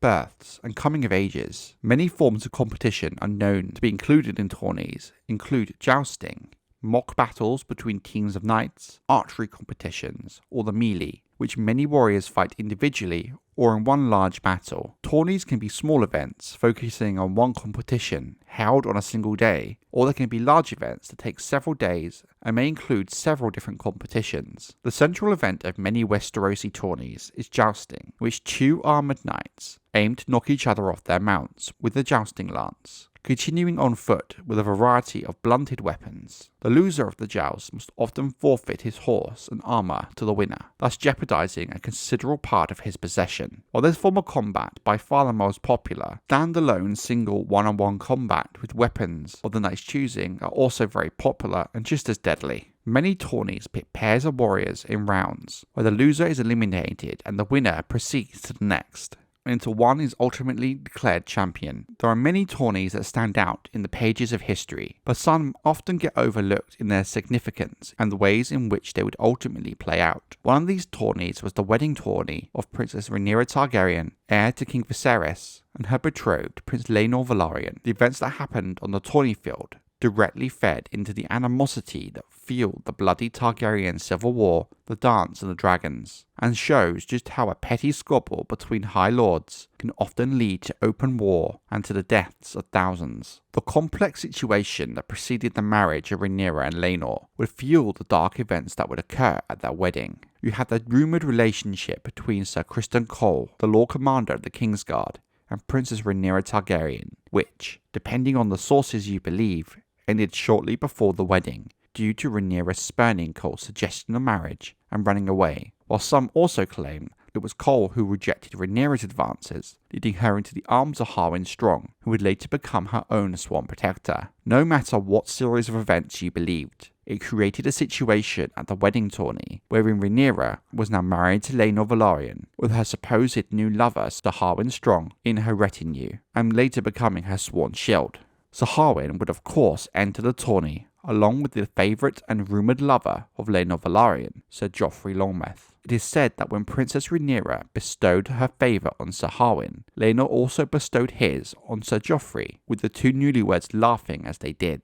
Sir Criston Cole. It was noted by all in attendance that the former sworn shield of the princess was now being given the favour of Queen Alicent Hightower, with Cole seemingly now part of the Green faction at court. Regardless of what version of events regarding the relationship between Cole and Rhaenyra you believe, it was clear to all that now the Kingsguard knight bore nothing but resentment towards her. The young Lord Commander of the Kingsguard defeated all challengers, fighting in a black fury like many had never seen of him before. He was always a talented fighter and one of the best knights in the realm, but now his combat had a new level of ferocity to it. He left Sir Harwin Strong with a broken collarbone and a shattered elbow, much to the anger of Princess Rhaenyra. In truth, the fight between the two was barely even that. But it was the Knight of Kisses, Sir Joffrey Longmouth, who felt the fullest measure of his wrath. Sir Criston Cole's favourite weapon was a Morning Star, a weapon many knights were not used to defending themselves against. Cole rained down on Sir Laenor's champion relentlessly, hitting his foe so hard during his final blow that it cracked Sir Joffrey's ornate steel helm and left him senseless in the mud. There was a hush in the crowd as Sir Joffrey was carried off on a stretcher, bloody and broken, to the horror of the bride and groom. Sir Joffrey Longmouth died without recovering consciousness 6 days later. It is said that Sir Laenor spent every hour of those days at his bedside and wept bitterly when the stranger claimed him, and hated Sir Criston Cole for the rest of his days. King Viserys himself was most wroth as well. A joyous celebration had become the occasion of grief and recrimination. It was said that Queen Alicent did not share his displeasure. Soon after, she had asked that Sir Criston Cole be made her personal protector. The coldness between the king's wife and the king's daughter was now plain for all to see. Even the envoys from the free cities noted of it in letters sent back to Pentos, Braavos, and Olvalantis. Sir Laenor Velaryon would return to Driftmark thereafter, leaving many to wonder if his marriage to Rhaenyra had even been consummated. The princess remained at court, surrounded by her friends and admirers. Sir Criston Cole was not amongst them, having now gone over entirely to the Queen's party, the Greens. But the massive and redoubtable Sir Harwin had filled his place at Rhaenyra's side, becoming the foremost of the Blacks. He was at Rhaenyra's side, at feasts, balls and hunts. Her husband raised no objections to this, and in many ways encouraged it. Sir Laenor preferred the comforts of High Tide and Driftmark, where he soon found a new favourite in a household knight named Sir Carl Corey. At the time of the event of this minor tourney, while looked back on with bitterness, it would not be until after the Dance of the Dragons, when looking back at it in the context of the war, you can see how the events that transpired, how it deepened the divide between the Blacks and the Greens, even further, with some even suggesting that in a way, the deaths of this tourney could be seen as the first deaths of the dance. In the Riverlands, after the bloody battle that became known as the Fishfeed, Sir Criston Cole and Prince Aemon Targaryen took the decision to abandon the castle of Harrenhal. Aemon left on Vhagar well before Cole, bring ruin to the keeps and castles of the Riverlands. Cole instead decided to march south along the western shore of the God's Eye, with 3,600 men behind him. As they marched, death, disease and desertion had thinned the ranks that had ridden forth from King's Landing. As he drove his men south through the Riverlands, smoke rose up before him and behind him. Every village that he found had been burned and abandoned. His column moved through forests of dead trees where living woods had been just days before, on their march from the capital to Harrenhal. As the river lords set blazes all along his line of march, in every brook and pool and village well he found death, dead horses, dead cows, dead men, swollen and stinking, befouling the drinking water. Soon, Cole's supplies began to run out. Elsewhere, his scouts came across a ghastly table where armoured corpses sat beneath the trees, in rotting remnants, in a grotesque mockery of a feast. The feasters were men who had fallen in the Fishfeed, skulls grinning under their rusted helms as their green and rotted flesh slothed off their bones. 4 days out of Harrenhal, the attacks began. Archers hid amongst the trees, picking off outriders and stragglers with their longbows. Men died. Men fell behind the rear guard and were never seen again. Men fled, abandoning their shields and spears to fade into the woods like ghosts. Men went over to the enemy as well. In the village commons at Crossed Elms, another of these ghastly feasts were found. Familiar with such sights by now, Sir Criston's outriders grimaced and rode past, paying no heed to the rotting dead corpses, until the corpses sprang up and fell upon them. A dozen died before they realised it had all been a ploy, the work of a Myrish sellsword in the service of Lord Vance, a former mummer called Black Trombo. All of this, though, was but a prelude, for the Lords of the Trident had been gathering their forces. When Sir Criston left the lake behind him, striking out overland for the Blackwater, he found the Lords of the Trident waiting for them atop a slopy ridge. 300 mounted knights in armour, as many longbowmen, 3,000 standard archers, 3,000 ragged rivermen with spears, hundreds of Northmen brandishing axes, mauls, spiked maces, and ancient iron swords, and even a small contingent of his own men who had turned cloak. Above their heads flew the quartered banner of Queen Rhaenyra Targaryen. "Who are they?" a squire asked when the foe appeared, for they showed no arms but the Queen's. "Our death," answered Sir Criston Cole, for these foes were fresh, better fed, better horsed, better armed. They held the high ground, where his own men were stumbling, sick, and their will almost broken. Calling for a peace banner, King Aegon's hand rode out to treat with them. 3 came down from the ridge to meet him. Chief amongst them was Sir Garibald Grey in his dented plate mail. Pater Longleaf was with him too, the Lion Slayer who had cut down Jason Lannister, together with Roddy the Ruing, the commander of the Northern Army, bearing his scars that he had taken at the Fishfeed. "If I strike my banners, do you promise us our lives?" Sir Criston asked the 3 of them. "I made my promise to the dead," Sir Garibald said. "I told them I would build a sept for them out of traitors' bones. I do not have near enough bones yet." Sir Criston answered, "If there is to be a battle here, many of your own will die as well." The Northman, Roderick Dustin, laughed at these words. "That is why we have come, boy. Winter is here. Time for us old men to go. No better way than to die with a sword in your hand." Sir Criston drew his longsword from his scabbard. "As you will it. We can begin here, the 4 of us. 1 of me against the 3 of you. Will that be enough to make it a fair fight?" But Longleaf the Lion Slayer said, "I want 3 more." And up on the ridge, Red Rob Rivers and 2 of his archers raised their longbows. 3 arrows whistled through the air, across the field, striking Sir Criston in the belly, neck and breast. "I'll have no songs about how bravely you died, Kingmaker," declared Longleaf. "There's tens of thousands of dead on your account."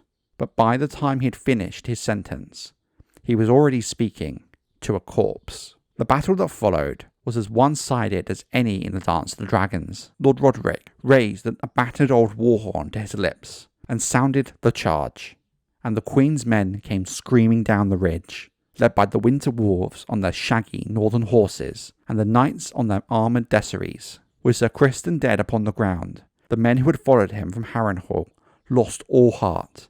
They broke and fled almost immediately, casting aside their shields as they ran. But their foe came after them, cutting them down by the 100. Afterwards, Sir Garibald was heard to say, "Today was nothing but butchery, not battle."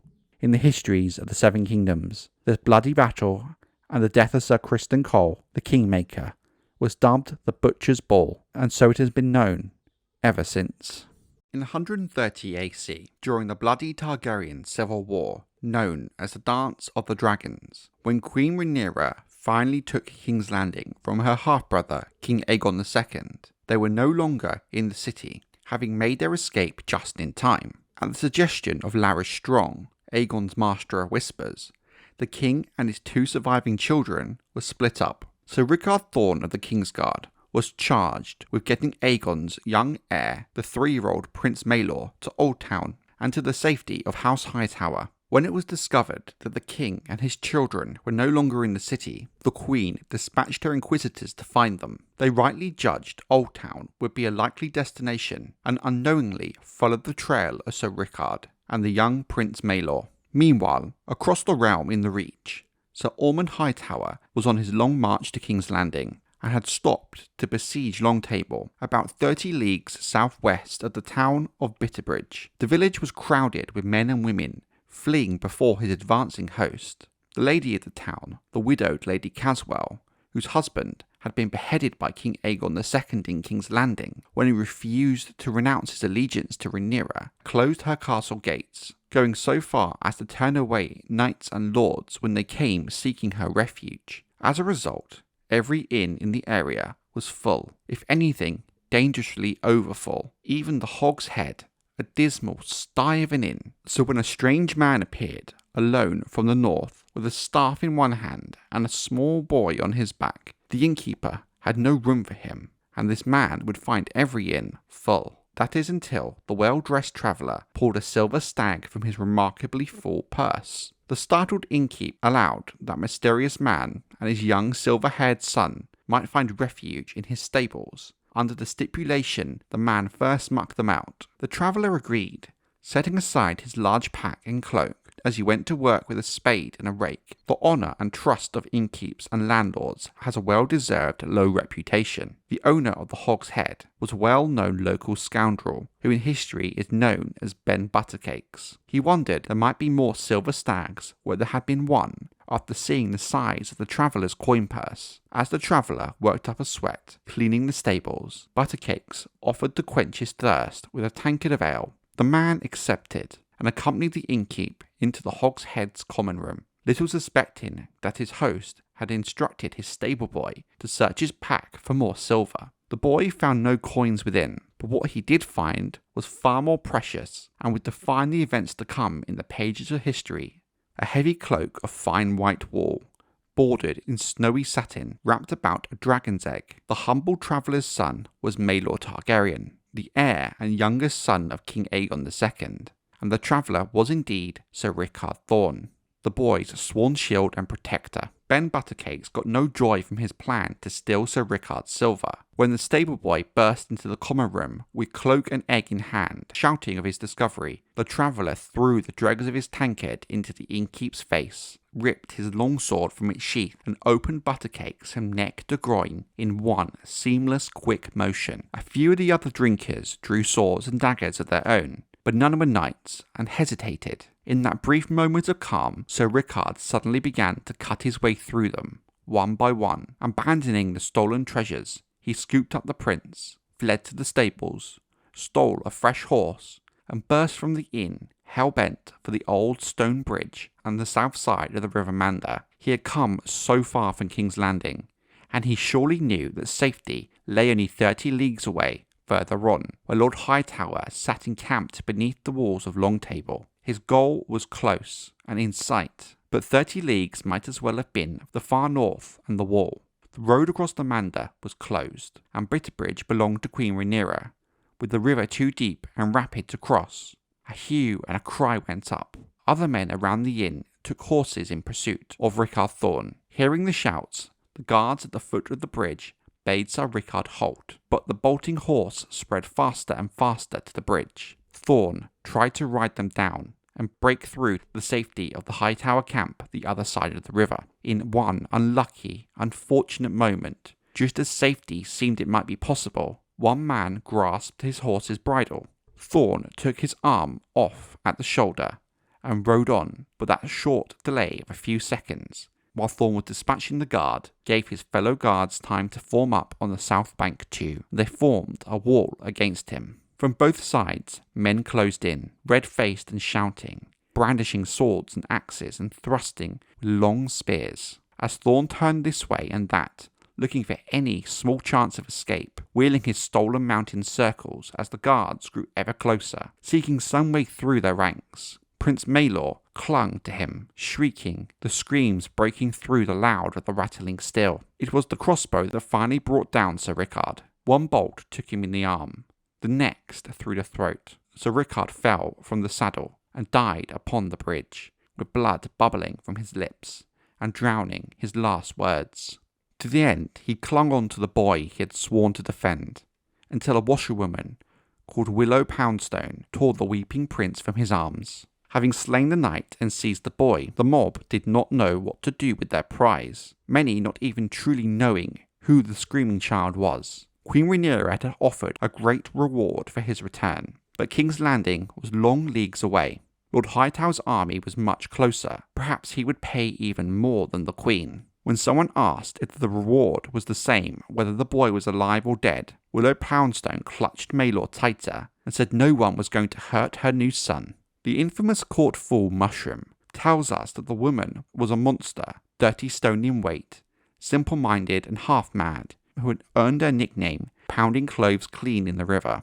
Then the stable boy came forward, shoving through the crowd, covered in his master's blood, to declare the prince was his, as he'd been the one to find the egg. The crossbowman whose bolt had slain Sir Rickard Thorne made a claim as well, and so they argued, shouting and shoving above the knight's corpse. With so many present on the bridge, it is not surprising that we have many different accounts of what befell Maegor Targaryen. Mushroom tells us that Willow Poundstone clutched the boy so tight that she broke his back and crushed him to death, while Septon Eustace not so much as a mention of Willow.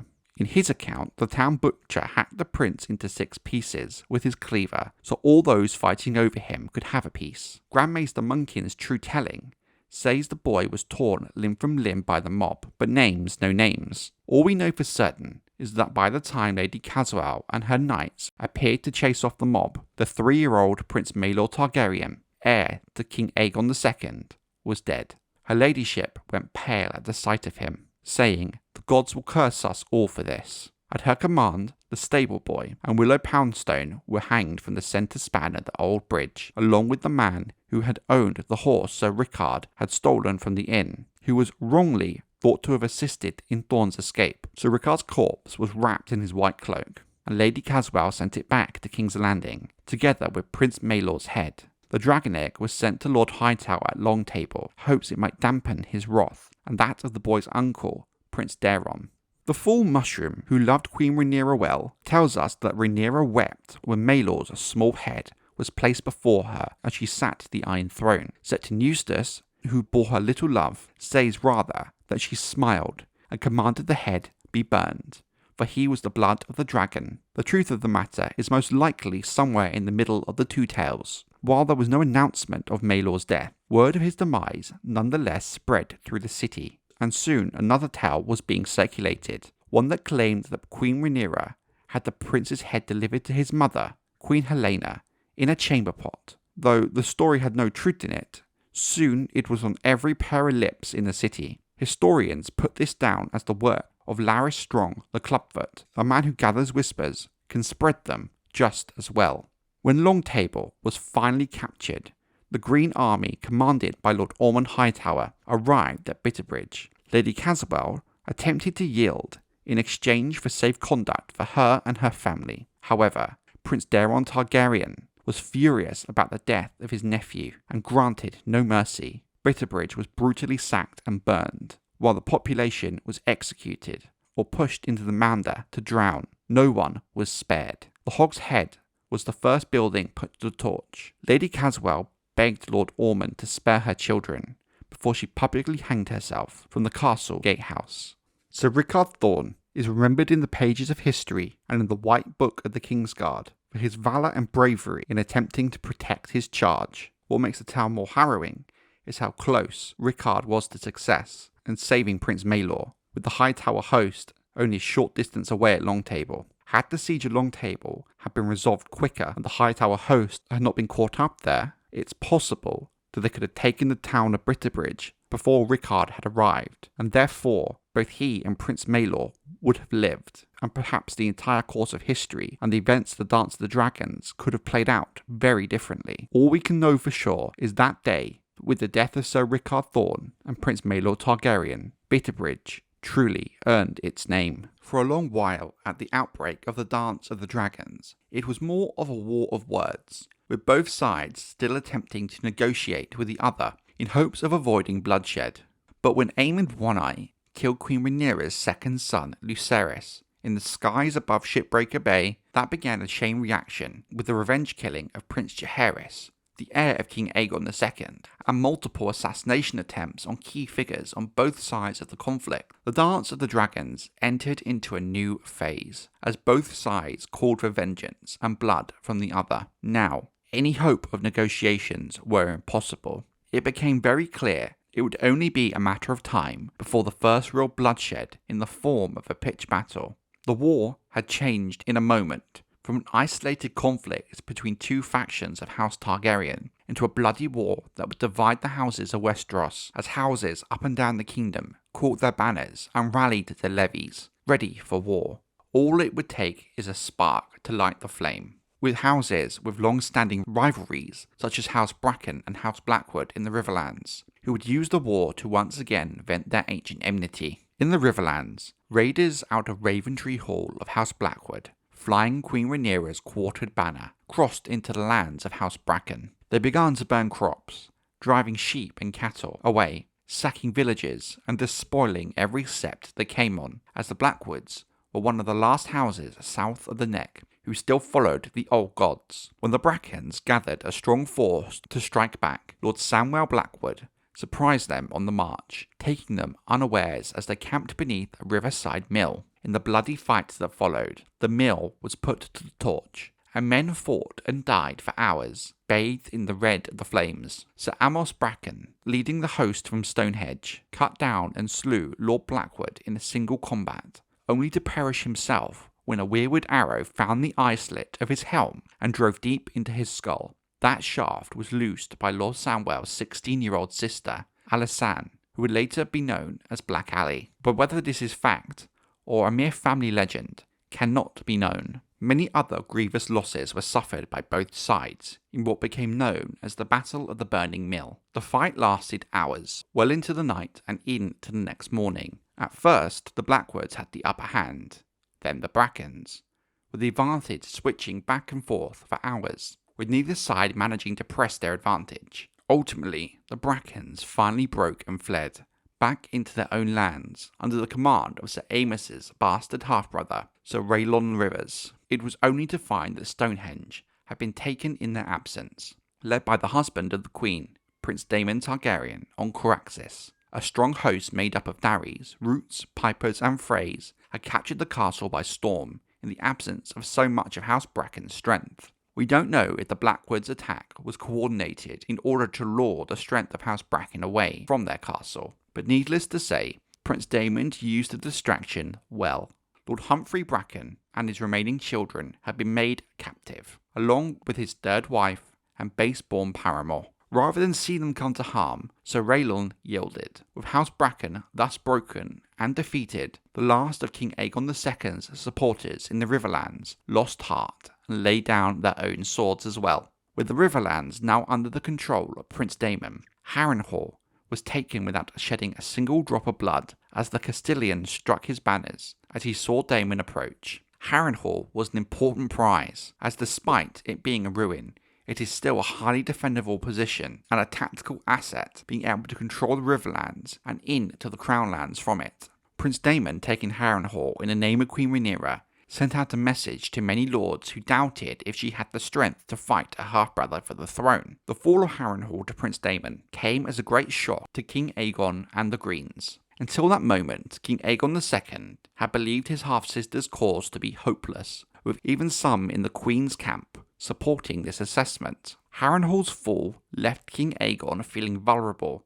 for the first time and questioning the strategic approach of his cautious hand had advised up until this point, with his grandfather and hand Otto Hightower's position now looking very weak. The defeat at the Burning Mill and the loss of Harrenhal were disastrous, as further blows came and made the king realise that his situation was more perilous than it had seemed. These fears deepened as ravens returned from the Reach, where the Greens had believed themselves strongest, while House Hightower themselves were rich and perhaps the strongest house in the realm at the time, with Oldtown being a strong strategic asset. They were strongly behind King Aegon, plus Aegon had the Arbor too, and the ships of House Redwine. But elsewhere in the south, other lords were declaring for Rhaenyra, amongst them Lord Costain of Three Towers, Lord Mullendore of Uplands, Lord Tarley of Horn Hill, Lord Rowan of Golden Grove, and Lord Grim of Greyshields. While this wouldn't necessarily prove too much of an issue for the forces of House Hightower, who would still outnumber the Queen's supporters in the Reach, some historians have speculated that the losses that Aegon faced so early in the war caused many of these houses to lose confidence in Aegon's cause. While the Battle of the Burning Mill itself was a small battle, fought between two houses with a few hundred men on each side, it was the first real battle of the Dance of the Dragons, and started a domino effect that would have implications on the course of the war in ways few could have predicted. Lords have to take time to rally their banners and set up supply chains before trying to join the larger host of their allies. Thus, when the Dance of the Dragons broke out, it took several weeks for the biggest allies of King Aegon II and the Greens, House Hightower, to rally their troops and begin their march to King's Landing, in their way with several smaller armies from the Reach, siding with Queen Rhaenyra and the Blacks. It would take weeks for the Hightower host to reach the capital, time King Aegon II did not have to waste. While the Greens at first had the upper hand during the start of the war, winning several key engagements, the proximity of Dragonstone, and thus the dragons of the Blacks, was a looming threat to King Aegon. Even after the victories at Rook's Rest and the Battle of the Gullet, which saw the Blacks lose 2 dragons. If Aegon was going to win the war, he needed manpower from his biggest supporters, House Hightower. Thus, Lord Ormond Hightower set out from Oldtown with a large host of nearly 20,000 men, though at this time he left behind the king's youngest brother, the 15-year-old Prince Daeron, and his dragon Tessarion. But as they marched, Lord Ormond quickly found himself caught between 2 armies. Thaddeus Rowan, Lord of Goldengrove, and Tom Flowers, the bastard of Bitterbridge, were bearing down on him from the northeast with a great host of mounted knights, on par with the size and strength of his own army. Meanwhile, Sir Alan Beesbury, Lord Alan Tarley, and Lord Owen Costane had joined their power to cut off his retreat back to Oldtown with a much smaller force, but large enough to prevent the retreat and allowing the Blacks to close in on Lord Ormond from 2 fronts, effectively splitting his strength between 2 enemies. Lord Ormond chose the only option available to him, to carry on his march towards King's Landing and deal with his foes as and when they appeared. While they were outnumbered, the Hightower army had one huge asset still in reserve at Oldtown that they could call upon if needed, a dragon rider, Prince Daeron. If the Reach Lords had learned anything from the conquest of Aegon Targaryen and the massacre of House Gardner, the former kings of the Reach at the Field of Fire, it is the power a dragon holds cannot be overlooked. Slowly, the enemy host closed around the Hightower forces on the banks of the Honeywine River.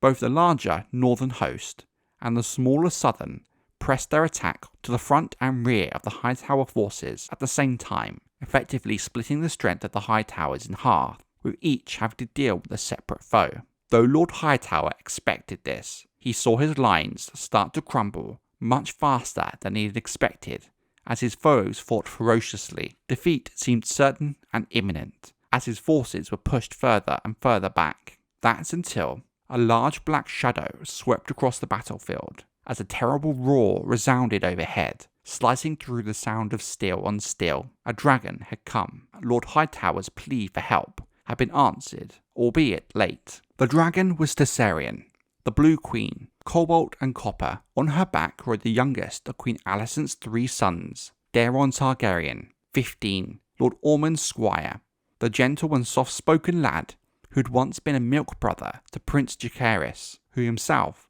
was floating in the depths of the Narrow Sea by this point in the war. The arrival of Daeron and his dragon reversed the tide of the battle with almost immediate effect. Everyone knew what the arrival of the dragon meant, and many did not wish to burn to death. It was now Lord Ormond's men attacking, screaming curses at their foes, while the forces of the Blacks fled en masse, some even choosing to risk jumping into the Honeywine River itself, then come face to face with the fires of a dragon.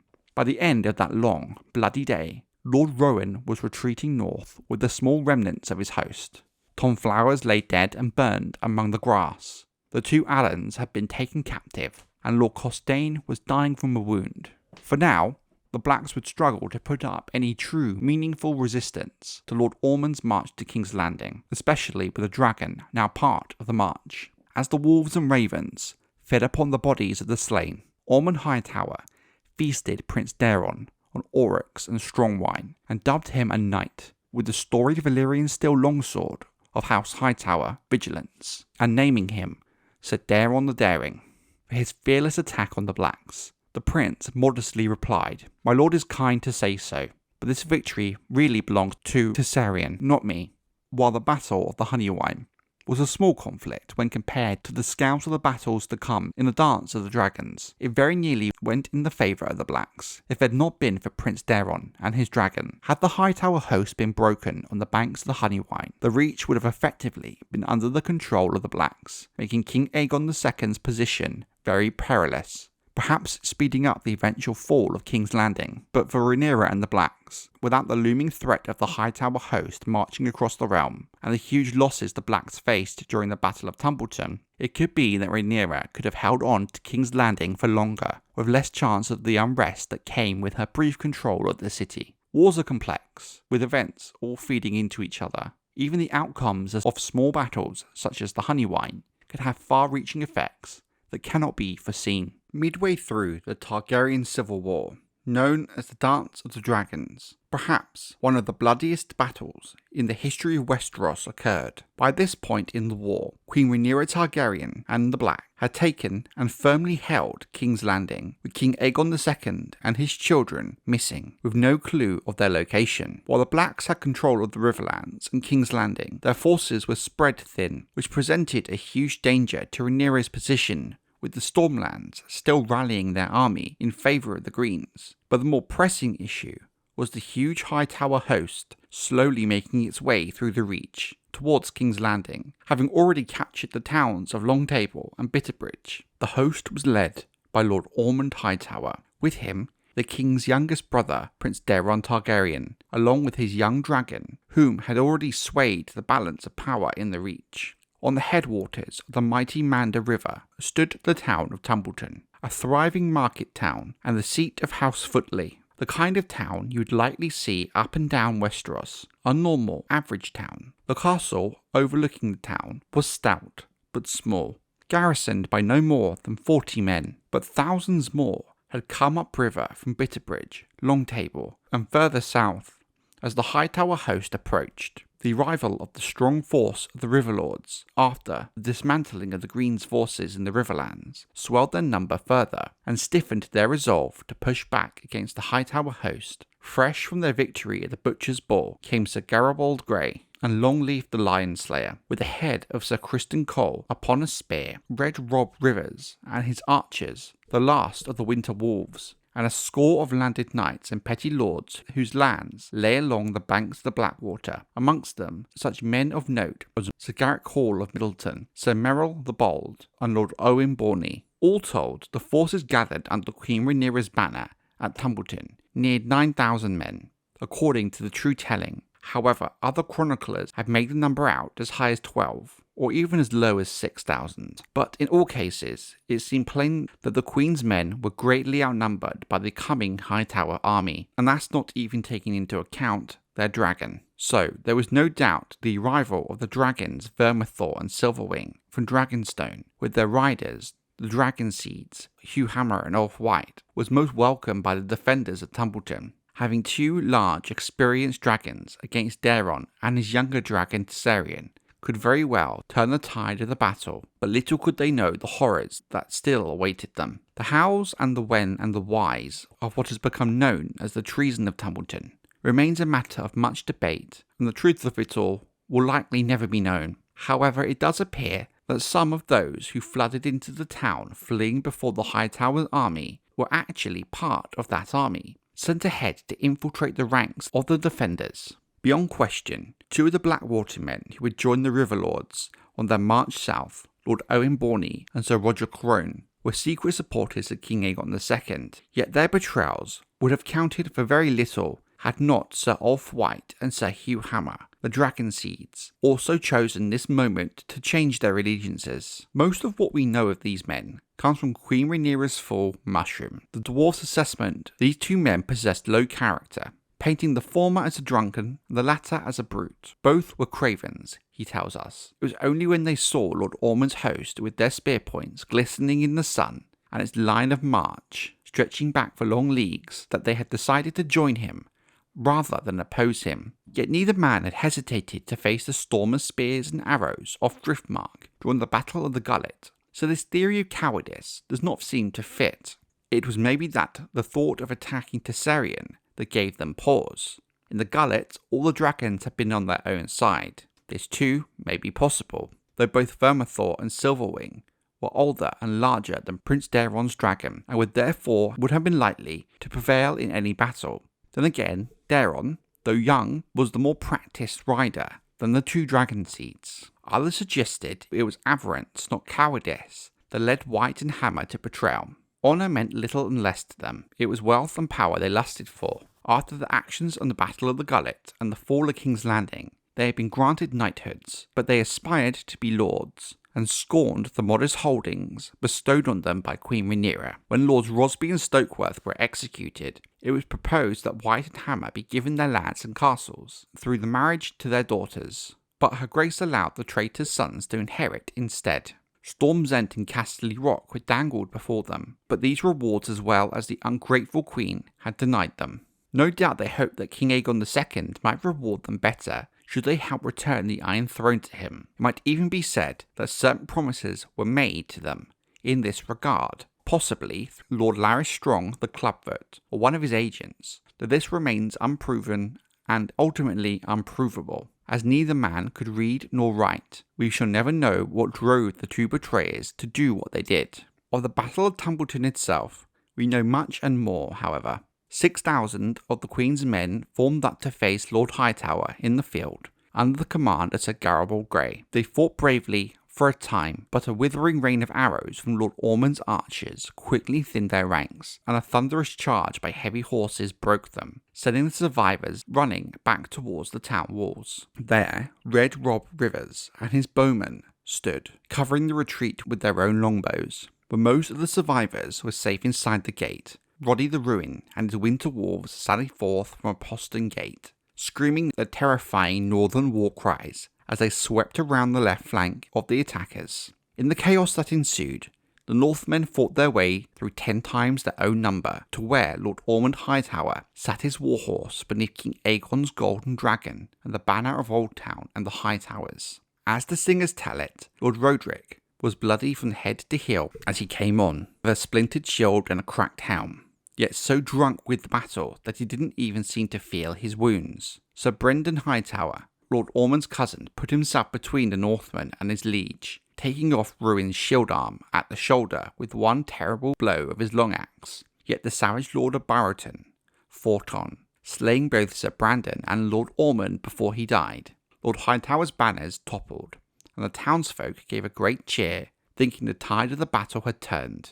Even the appearance of Daeron and Viserion across the field did not dismay them, for they knew they had 2 dragons of their own. But when Vermithor and Silverwing climbed into the sky and loosed their dragon flame upon Tumbleton, those cheers changed to screams. Tumbleton went up in flames. Shops, homes, steps, people, men fell burning from the gatehouse and the battlements, or stumbled shrieking through the streets. Outside the walls, Prince Daeron swooped down upon Viserion. Pate of Longleaf was unhorsed and trampled. Sir Garibald Grey, pierced by a crossbow bolt, then engulfed by dragon flame. The 2 betrayers scourged the town with whips of flame from one end to the other. Sir Roger Crone and his men chose that moment to show their true colours, cutting down defenders on the town gate and throwing them open to the attackers. Lord Owen Borley did the same with the castle, driving a spear through the back of Sir Merrill the Bold.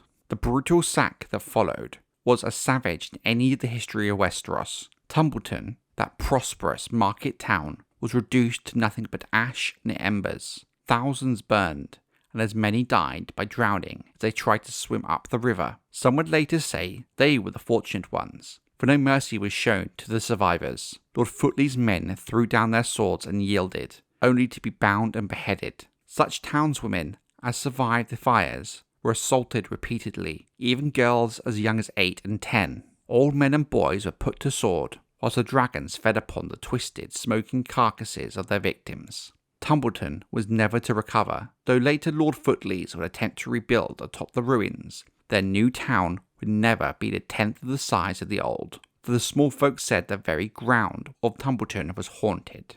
The First Battle of Tumbleton and its sacking is by far one of the most bloody Westeros was to ever see. The fall of King's Landing during the Dance of the Dragons perfectly demonstrates what happens when your army is spread too thin and you are forced to make difficult tactical choices you'd rather not. In the weeks after the Battle of Rook's Rest, the bulk of the fighting had centred around the Riverlands. Prince Aemond Targaryen and Sir Criston Cole rallied their green forces to march on Harrenhal, which had previously been taken by Prince Daemon Targaryen, which left King's Landing almost defenceless. A risk they knew, but a necessary one. This created an opportunity for the Blacks to seize the capital under the Greens while their attention was elsewhere. Prince Daemon Targaryen on Caraxes and Queen Rhaenyra on Syrax flew over the capital and circled their dragons above Aegon's high hill, while their fleet and the Sea Snake, Lord Corlys Velaryon, then arrived to the east of Blackwater Bay. The sight of them instantly incited terror in the streets of the city below, for the small folk were not slow to realise that the attack they had dreaded for so long was at last at hand. Prince Aemond and Sir Criston stripped King's Landing of most of their defenders when they set forth to retake Harrenhal, and the Kinslayer had taken Vhagar, the fearsome beast, leaving only the dragon Dreamfire and a handful of half-grown hatchlings to oppose the Queen's dragons. The younger dragons had never been ridden, and Dreamfire's rider, Queen Helaena, was a broken woman in no fit state to fight. The city might as well have been dragonless. Thousands of small folk streamed out of the city gates, carrying their children and possessions on their backs, to seek the safety of the countryside. Others dug pits and tunnels under their hovels, dank dark holes where they hoped to hide whilst the city burned. As expected, rioting broke out in Fleabottom, when the sails of the Valyrian's fleet were seen to the east in Blackwater Bay, making for the river. The bells of every sept in the city began to ring, and mobs surged through the streets, looting as they went. Dozens died before the Goldcloaks could restore a semblance of peace. With both the Lord Protector, Aemon Targaryen, and the King's Hand, Sir Criston Cole, absent from the capital, and King Aegon bedridden and lost in milk of the poppy, it fell to his mother, the Dowager Queen, Alicent Hightower, to see to the city's defences as best she could, but in reality, what could she do against the might of the dragons? Queen Alicent rose to the challenge, however, closing the gates of the castle and the city, sending the Goldcloaks to the walls and dispatching riders on swift horses to find her son and fetch him back from Harrenhal. As well, she commanded Grand Maester Orwyle to send ravens to all her leal lords, summoning them to defend their true king. When Orwyle hastened back to his chamber, however, he found 4 Goldcloaks waiting for him. One man muffled his cries as the other beat him and bound him. With a bag pulled over his head, the Grand Maester was escorted down to the black cells. The riders sent to warn Prince Aemond never made it out of the city. Unbeknownst to Alicent, the 7 captains commanding the gates, chosen for their loyalty to King Aegon, had been imprisoned or murdered the moment Caraxes appeared in the sky above the Red Keep. For the rank and file of the city watch still loved Daemon Targaryen, who had given them their cloaks. Queen Alicent's brother, Sir Gawain Hightower, second in command of the Goldcloaks, rushed to the stables, intending to sound the warning. He was seized, disarmed, and dragged before his commander, Luther Largent. When Hightower denounced him as a turncloak, Sir Luther laughed. "Daemon gave us these cloaks," he said, "and they're gold, no matter how you turn them." Then he drove his sword through Sir Gawain's belly, and ordered the city gates opened to the men pouring in off the sea snake ships. For all the lauded strength of its walls, King's Landing fell in less than half a day. A short, bloody fight was waged at the river gate, where 13 Hightower knights and 100 men-at-arms drove off the Goldcloaks and held out for nigh on 8 hours against attacks from both within and without the city. But their legendary heroics were in vain, for Rhaenyra's soldiers poured through the other 6 gates, unmolested. The sight of the Queen's dragons in the sky took the heart out of the opposition, and King Aegon's remaining loyalists hid or fled or bent the knee. One by one the dragons made their descent. Sheepstealer, ridden by Nettles, lighted atop Visenya's hill. Silverwing and Vermithor, led by Hardhugh Hammer and Ulf the White, on the hill of Rhaenys, just outside the Dragon Pit. Prince Daemon circled the tower of the Red Keep before bringing Caraxes down in the outer ward. Only when he was certain that the defenders would offer him no harm did he signal for his wife, the Queen, to descend upon Syrax. Adam Velaryon remained aloft, flying sea smoke around the city walls. The beat of the dragon's wide, leathern wings, a caution to those below that any defiance would be met with fire. Upon seeing that resistance was hopeless, the Dowager Queen Alicent emerged from Maegor's holdfast with her father, Sir Otto Hightower, Sir Tyler Lannister, and Lord Jasper Wilde. Sir Eustace, a witness to what followed, tells us that Queen Alicent attempted to treat with her stepdaughter. "Let's summon a great council, as the old king did in the days of old," said the Dowager Queen, and lay the matter of succession before the lords of the realm. But Queen Rhaenyra rejected this proposal with scorn. "We both know how this council would rule," Rhaenyra told her stepmother. Then she bade her stepmother choose, yield or burn. Bowing her head in defeat, Queen Alicent surrendered the keys to the castle and ordered her knights and men-at-arms lay down their swords. "The city is yours, princess," she is reported to have said, "but you will not hold it long. The rats play when the cat is gone, but soon my son Aemond will return, with fire and blood. While not the last time King's Landing would be captured, it shows us how quickly even the largest and strongest of cities can be taken with ease when you have a dragon. The sight of the beasts were enough to send the population of the city to rioting, with them fleeing by the hundreds. It does make you wonder how the small folk of the city would react should the wings of a dragon ever be seen above King's Landing again, and if we might find a case of history repeating itself should Daenerys ever make it to King's Landing. Pinpointing what started the Dance of the Dragons is a difficult and complex task, with it very much being dependent on the sources you believe and the narrative you construct with them. You could argue that the stray crossbow bolt that killed Prince Aemon Targaryen, the eldest son and heir of King Jaehaerys in 92 AC, set the realm on a path to civil war, or perhaps the day King Viserys named Rhaenyra his heir. There are a dozen or so events that you could argue were the cause, but one thing is undeniable: there is one single event that turned the Dance of the Dragons from a war of words to a war of fire and blood. Any hope that there could be a peaceful solution gone in an instant. One moment that would change Westeros and House Targaryen forever. During the first few months of what would become the Dance of the Dragons, both King Aegon II and his Greens and Queen Rhaenyra's Blacks began to seek support for their cause from the Lords of Westeros, as both understood that their dragons alone would not determine who would come out victorious. Both sought to secure alliances with Storm's End, and thus with them the Stormlands. That meant dealing with Lord Borys Baratheon. Within days of King Viserys' death, Dowager Queen Alicent Hightower sent her second son, Prince Aemon Targaryen, and his dragon Vhagar to Storm's End to propose a betrothal between himself and one of Borys's 4 young daughters, to secure them the alliance of House Baratheon. Aemon was uncertain how he would be received given Lord Borys was kin to a member of the Blacks, but much to his surprise he found a warm welcome at Storm's End, where Borys hosted him with feasts, hunts and jousts. Aemon remained at Storm's End for a while, negotiating with Borys,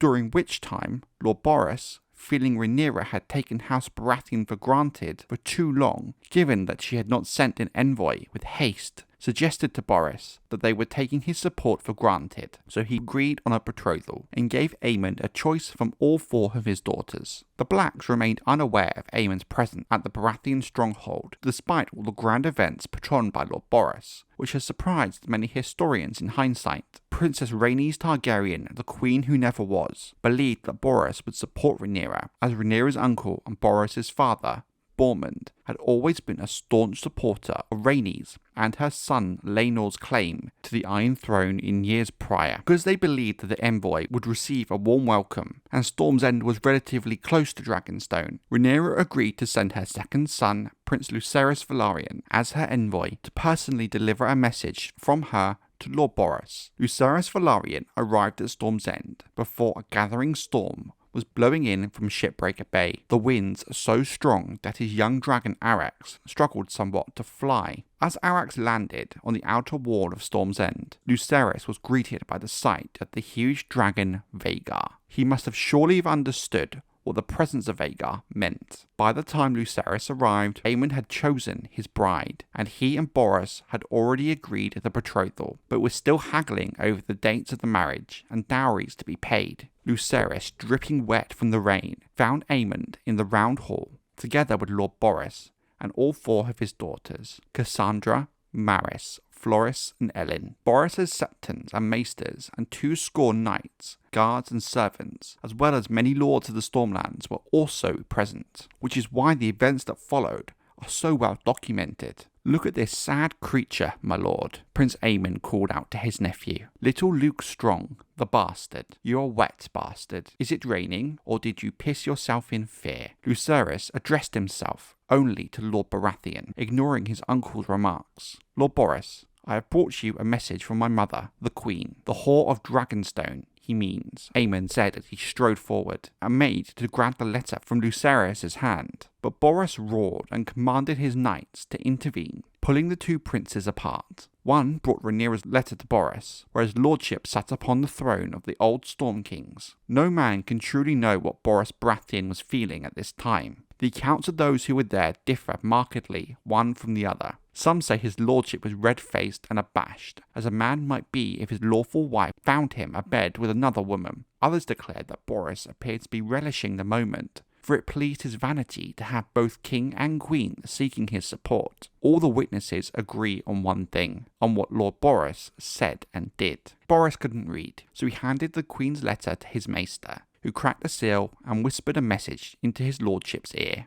Instantly, a frown appeared across Lord Boris's face. He stroked his beard slowly, scowling at Lucerys Velaryon, and said, "And if I do as your mother bids, which one of my daughters will you marry, boy?" Lucerys could only blush. "My lord, I am not free to marry. I am betrothed to my cousin Rhaenyra."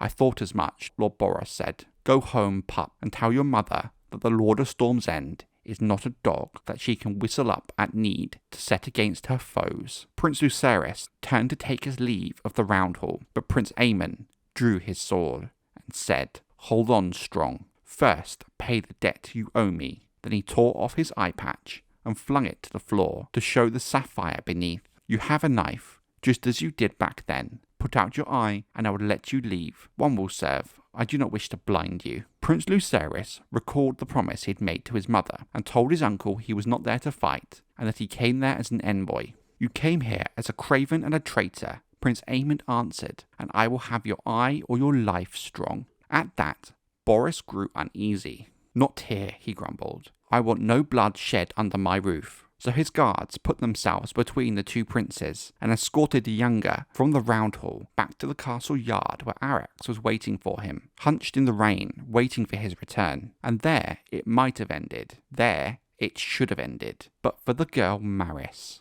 the second daughter of Lord Boris, less comely than her sisters. She was angry at Aemon for preferring them to her. "Was it one of your eyes he took, or one of your balls?" Myrish said, in a tone as sweet as honey. "I'm glad you chose my sister.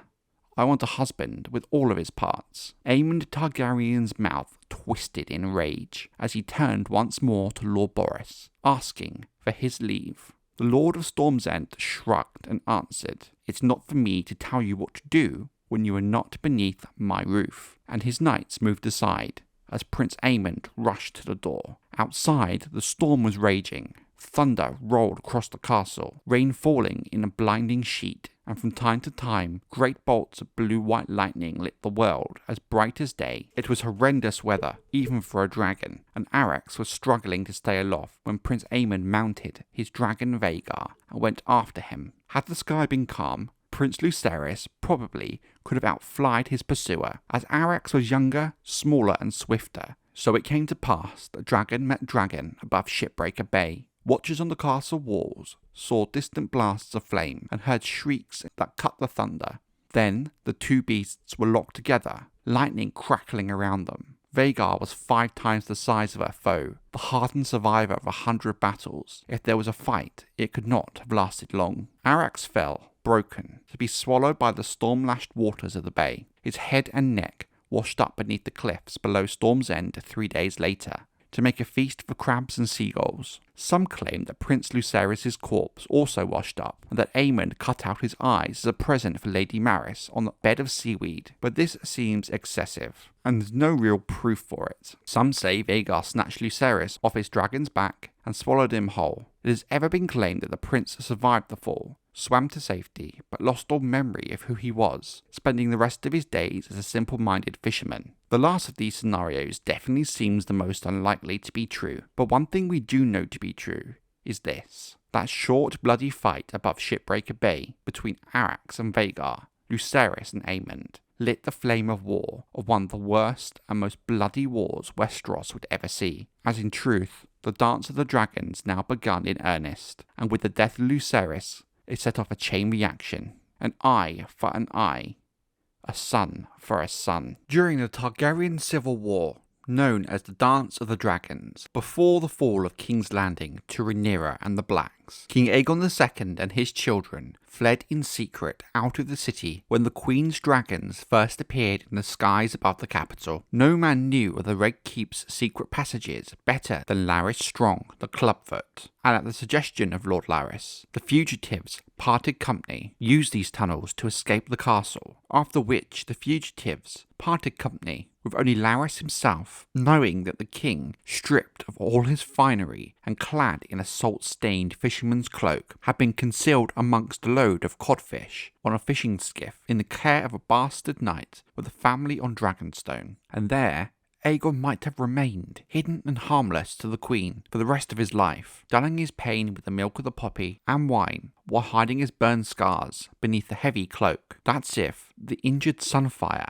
had not made his way from Rook's Rest to Dragonstone, all of his own accord. Was the wounded dragon, with his half-healed broken wing, driven by some primal instinct to return to his birthplace? Or did he somehow sense the presence of King Aegon on the island, across the long leagues and stormy seas, and fly there to rejoin his rider? Who can know the heart of a dragon? Though his torn wing had mended enough for him to fly, it had healed at an ugly angle, and it remained weak. Sunfire could no longer soar, nor remain in the air for long, but must needs struggle to fly even a short distance. Yet the dragon crossed the water of Blackwater Bay regardless. It was Sunfire that the sailors of the Nysaria had seen attacking the dragon Grey Ghost. The cannibal had been blamed, but Tom Tangletongue, a stammerer who had heard more than he said, had piled the Volantines with ale, making note of all the times they mentioned the attacker's golden scales. The cannibal, as he knew well, was black as coal, and so the two Toms and their cousins in their small boat to seek out Grey Ghost's killer. The Burn King and his maimed dragon each found new purpose in the other. From a hidden lair on the desolate eastern slopes of the Dragonmont, out of the view of the island's residents,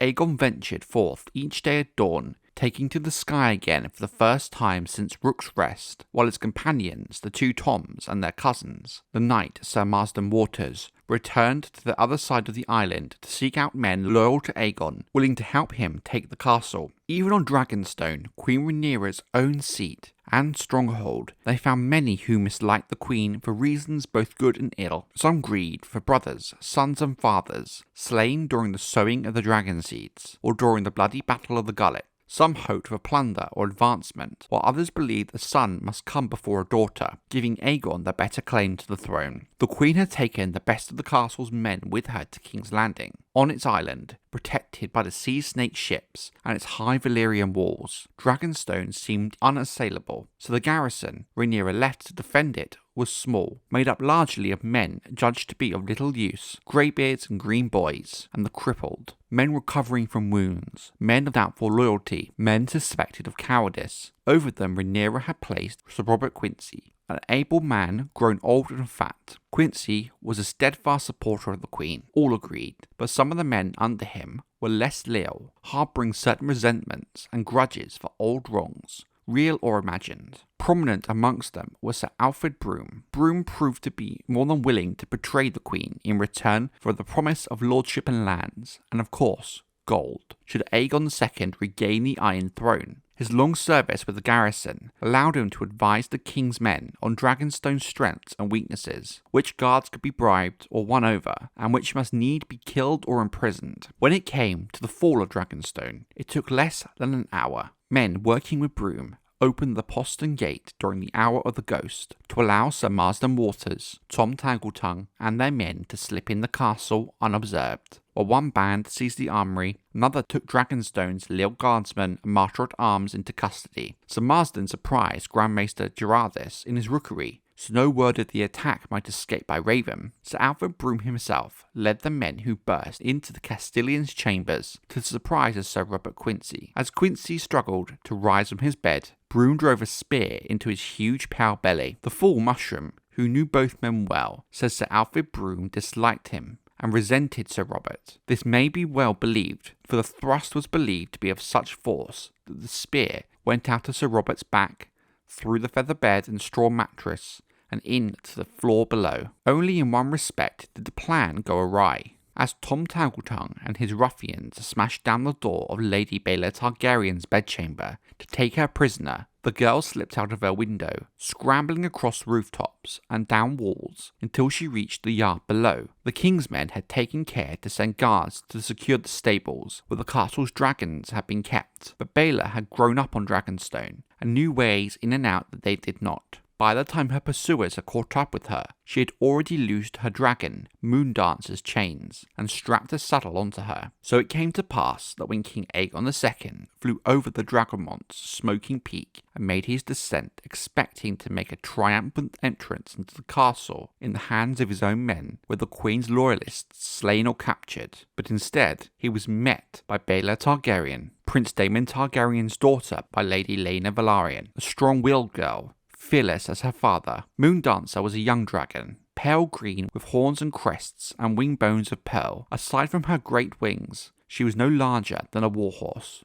and weighed less. She was very quick, however, and Sunfire, though much larger and older, still struggled with his malformed wing and had taken a fresh wound from the dragon Grey Ghost. They met amidst the darkness that comes just before dawn, shadows in the sky lighting the night with their fires. Moondancer eluded Sunfire's flames, eluded his jaws, darted beneath his grasping claws, and then came around and raked the large dragon from above, opening a long smoking wound down his back and tearing at his injured wing. Watchers below said that Sunfire lurched drunkenly in the air, fighting to stay aloft, while Moondancer turned and came back at him, spitting fire. Sunfire's answer was with a furnace blast of golden flame, so bright that in the yard below it looked like a second sun, a blast that took Moondancer full in the eyes. Like as not, the young dragon was blinded in an instant, yet still she flew on, slamming into Sunfire in a tangle of wings and claws.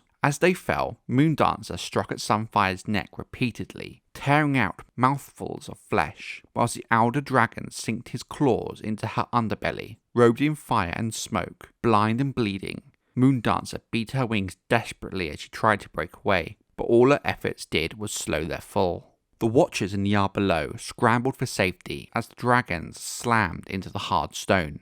Still fighting. On the ground, Moondancer's quickness proved of little use against Sunfire's size and weight. The green dragon soon laid still. The golden dragon Sunfire screamed his victory and tried to rise again, only to collapse back to the ground with hot blood pouring from his wounds. King Aegon had leapt from the saddle when the dragons were still 20 feet from the ground, shattering both his legs. Lady Baela stayed with Moondancer all the way down. Burned and battered, the girl still found the strength to undo her saddle chains and crawl away as her dragon called in her final death throes. When Alfred Broom drew his sword to slay her, Marston Waters wrenched the blade from his hand. Tom Taggletongue carried her to the maesters. Thus did King Aegon II win the ancestral seat of House Targaryen, but the price he paid for it was truly dire. Sometimes some of the most important battles of history are not fought on the battlefield with sword and blood, but rather between family, with nothing but words. In both cases, the stakes are still high, with the outcome still changing the history of Westeros forever. The perfect example of this came during the reign of King Jaehaerys Targaryen,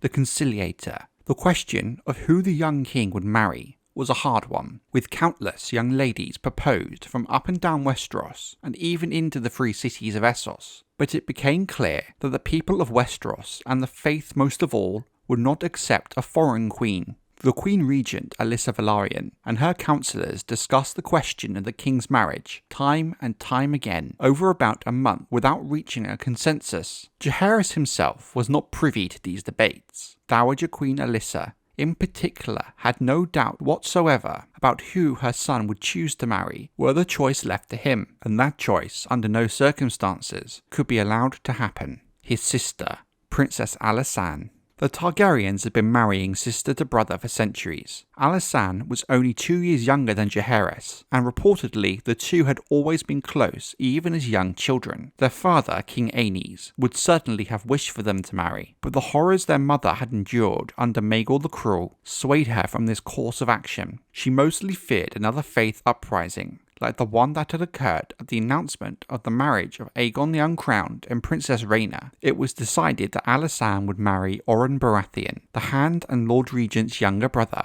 Like many such arrangements throughout the ages, their plan was soon to be undone, for they had grievously underestimated the will and determination of Alysanne Targaryen and her young king Jaehaerys. No announcement had been made of Alysanne's betrothal, so it was not known how word reached her, although another girl might have wept or run pleading to her mother. But Princess Alysanne instead went directly to Jaehaerys. The young king was as displeased as his sister at the news, coming to the conclusion they must also be planning a wedding for him without his knowledge. Like his sister, Jaehaerys did not waste time with reproaches, recriminations, or appeals. Instead, he acted. Summoning his Kingsguard, he instructed them to sail at once to Dragonstone and not to tell a soul of their departure. That night, under the cover of darkness, King Jaehaerys and Princess Alysanne mounted their dragons, Vermithor and Silverwing, and departed the Red Keep for Dragonstone. Reportedly, the first words the young king spoke upon landing were of his need of a septon.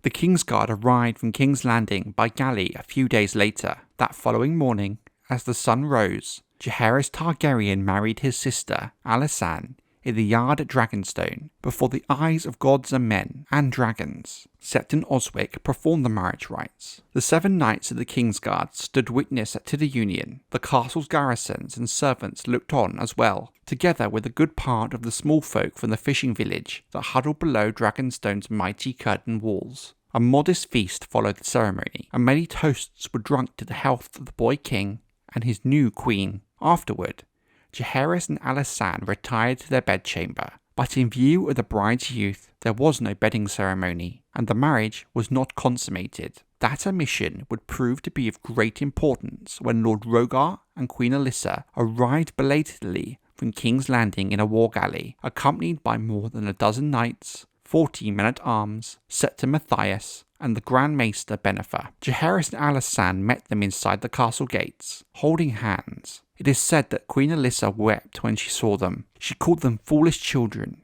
not knowing what they had just done. Septon Matthias took his turn too, his voice thunderous as he berated the king and the queen, and prophesied that the abomination would plunge Westeros into war, and every pious son shall denounce you as the sinners that you are. It is said the Septon's face grew red and swollen with anger as he spoke. Jaehaerys is rightly honoured in the histories of the realm for his calm demeanour and temperament, but he was still the blood of the dragon, with fire running through his veins. When Septon Matthias finally stopped, he told him, "I will accept chastisement from my mother, but not from you. Hold your tongue, fat man. If another word passes your lips, I will have them sewn shut." The Septon did not utter another word. However, Lord Rhaegar Baratheon was not deterred. Once Rhaegar confirmed the marriage had not been consummated, he told Jaehaerys and Alysanne that they were not truly married yet. He then turned to his knights who accompanied him from the capital and ordered them to separate the children and to escort Alysanne to the Sea Dragon Tower and the king back to the Red Keep.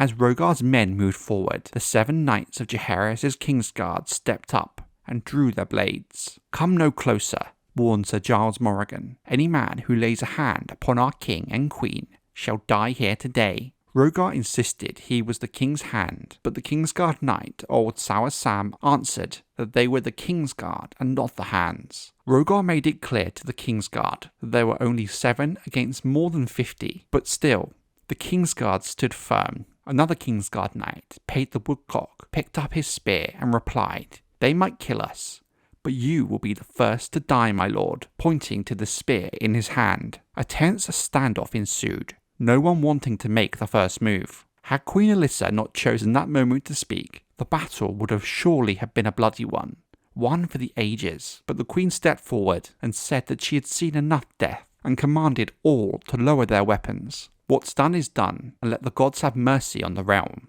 She told her children they will go in peace, and that no man should speak of what had happened here at the gates of Dragonstone. The king agreed with his mother, but warned her and Rhaegar as he pulled his sister close to him, placing his arm around her. They should not think about trying to undo this marriage, that they were one, and that gods and men would never part them. Then Alysanne spoke up, telling her mother they could send her to the ends of the earth, all the way to the Grey Waste, but Silverwing would always bring her back to Jaehaerys. She raised herself onto her toes and kissed the king as all looked on. While the battle that could have ensued would have been a bloody one for the ages, what makes the marriage of Jaehaerys and Alysanne such a keen point in history is that the war of words and political manoeuvring at the War to Dragonstone. Even now, at this young age, King Jaehaerys showed a glimpse of the man and great king he would become, how the power of his actions and words, even as a child, were able to change the course of history of Westeros forever. In 42 AC, King Aenys Targaryen died as the realm rose up in a religious rebellion.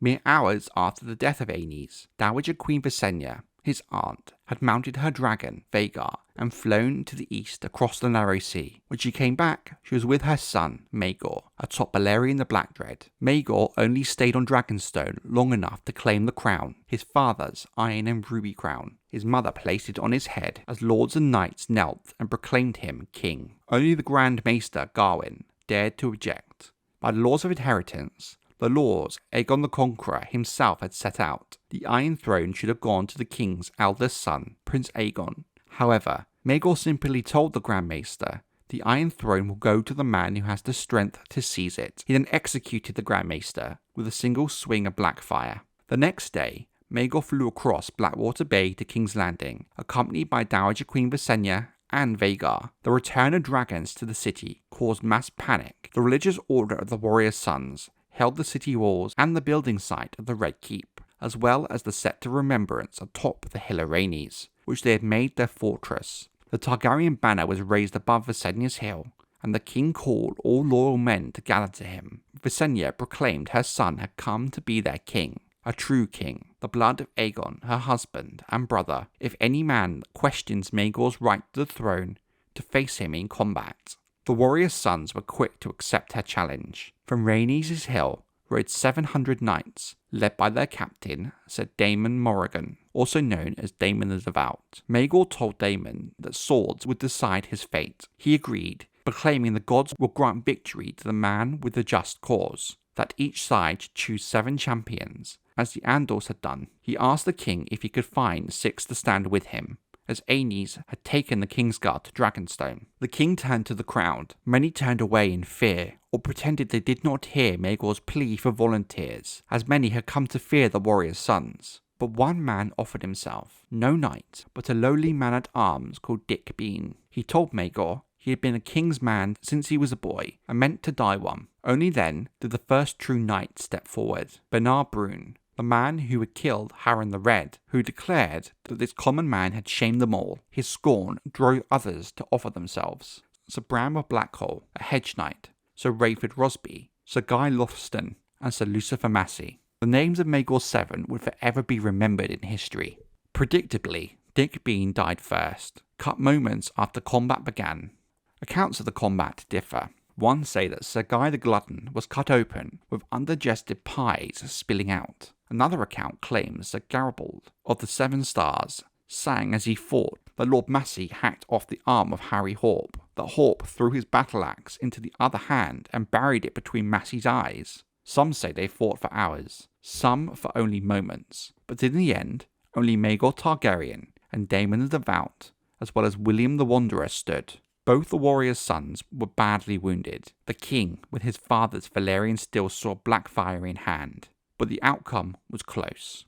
As Sir William fell, he dealt a strong blow to the king's head, so much so that it cracked his helm and left him unconscious. The crowd feared Maegor dead, until his mother removed the broken helm, proclaiming that the king lives and that the victory is his. 7 of the mighty warriors' sons were among the dead, among them their leader, but 700 still remained atop Rhaenys' hill. Dowager Queen Visenya commanded her son taken to the maesters. However, as the king's litter-bearers carried him down the hill, the swords of the faith dropped to their knees in submission. Visenya ordered them to return to their fortified Set of Remembrance. For 27 days, Maegor lingered at the point of death, while maesters fruitlessly treated him with potions, while septons prayed above his bed. In the Set of Remembrance, the warriors' sons prayed as well, and argued amongst themselves. Some felt they had no choice but to accept Maegor as king, as the gods had blessed him with victory. Others insisted they were bound by oath to obey the High Septon and fight on. The Kingsguard later arrived from Dragonstone. at the behest of the Dowager Queen that had command of the Targaryen loyalists in King's Landing. King Maegor would earn his place in the history books, for good and ill, but one thing you cannot argue is King Maegor's trial of 7 was one of the first truly well-documented cases, and the events of it would change the course of history in Westeros forever. During the horrific and first bloody battle and sack of Tumbleton, the market town was betrayed by those who were supposed to defend it, the likes of Sir Ulf the White and Sir Hugh the Hammer, the Dragonseeds, who had swapped sides from the Blacks to the Greens. Their dragons, Vermithor and Silverwing, burnt the town to ashes. The Greens then sacked the town and executed any Black supporters who survived and surrendered. Sir Hobbit Hightower was the most senior Hightower remaining in the Green Army, as his cousin Lord Ormond Hightower had been killed in the previous Battle of Tumbleton. Ulf and Hugh were reluctant to help Daeron the Daring advance towards King's Landing. Lord Unwinpeak wanted to wait until the Greens had been reinforced by Lord Boros Baratheon's Stormlanders, while Hobbit Hightower desired to retreat to gather supplies from the Reach. The Greens' inaction at this time caused their great host to slowly dissipate through desertion and disease. After news reached them of the unrest in King's Landing against the rule of Queen Rhaenyra Targaryen, younger nobles such as Sir John Roxton, Sir Roger Crone,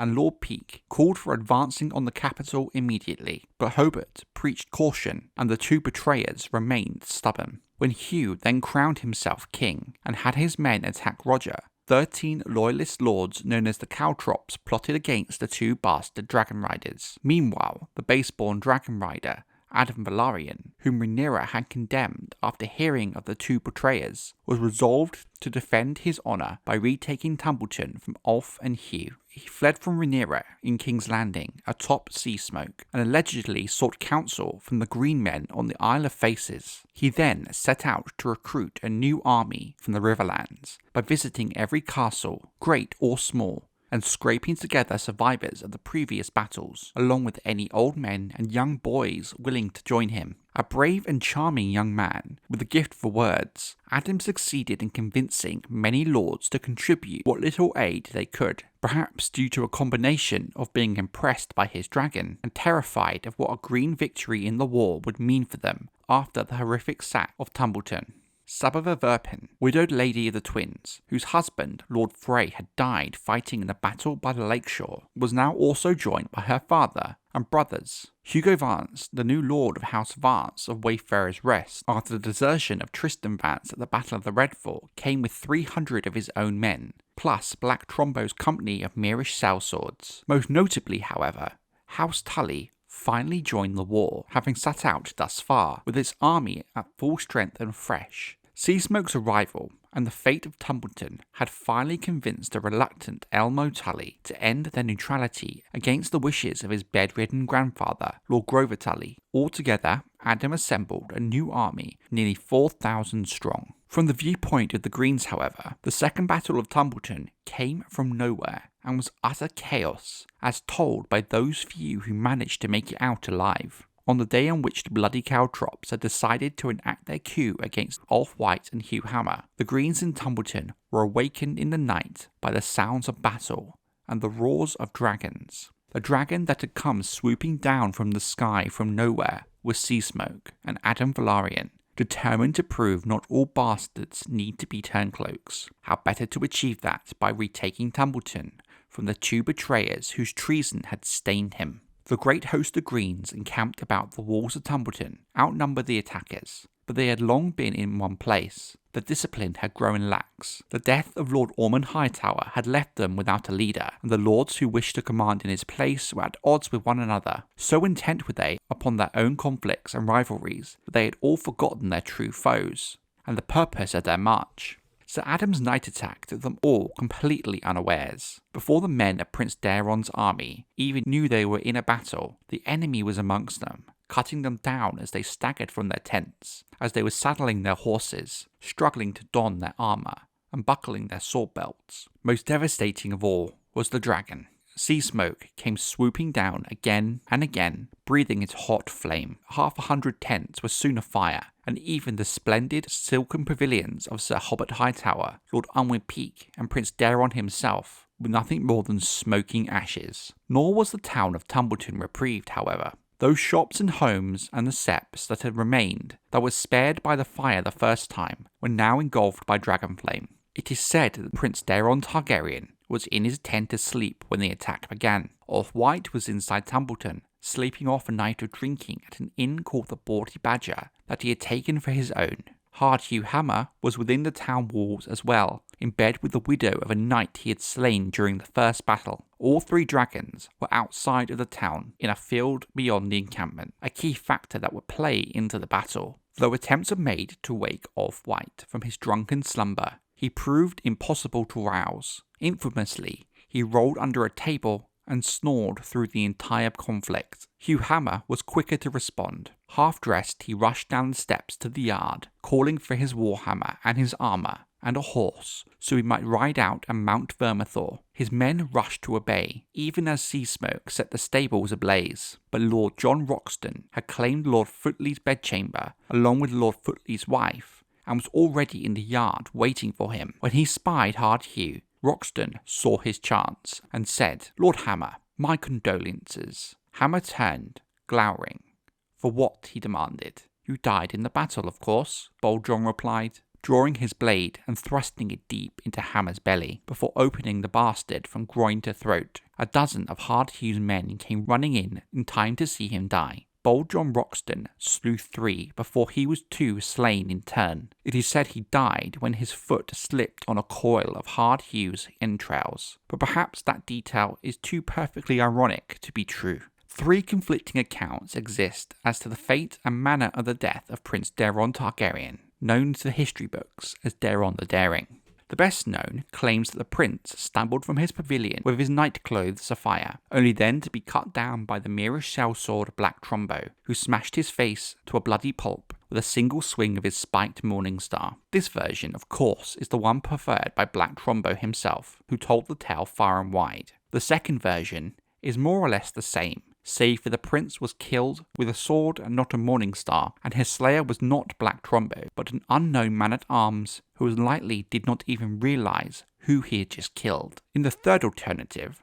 the brave boy, known as Daeron the Daring, didn't even make it out of his tent at all, and died when his burning pavilion collapsed upon him. This is the version that is preferred in Grand Maester Munkin's true telling. In the skies above Tumbleton, Adam Velaryon could see the battle turning into a rout below him. 2 of the 3 enemy dragon riders were now dead. He would have had no way of knowing that. He could doubtless see the enemy dragons below, however. Unchained, they were kept beyond the town's walls, free to fly and hunt as they would. Silverwing and Vermithor often called about one another in the fields south of Tumbleton, whilst Tessarion slept and fed in Prince Daeron's camp. Dragons are creatures of fire and blood, and all 3 roused as the battle bloomed around them. A crossbowman lay fly a bolt at Silverwing, and 2 mounted knights closed on Vermithor with sword and lance, hoping to dispatch the beast whilst he was still half asleep on the ground. They paid for that folly with their lives. Elsewhere on the field, Tessarion threw himself into the air, shrieking and spitting flame,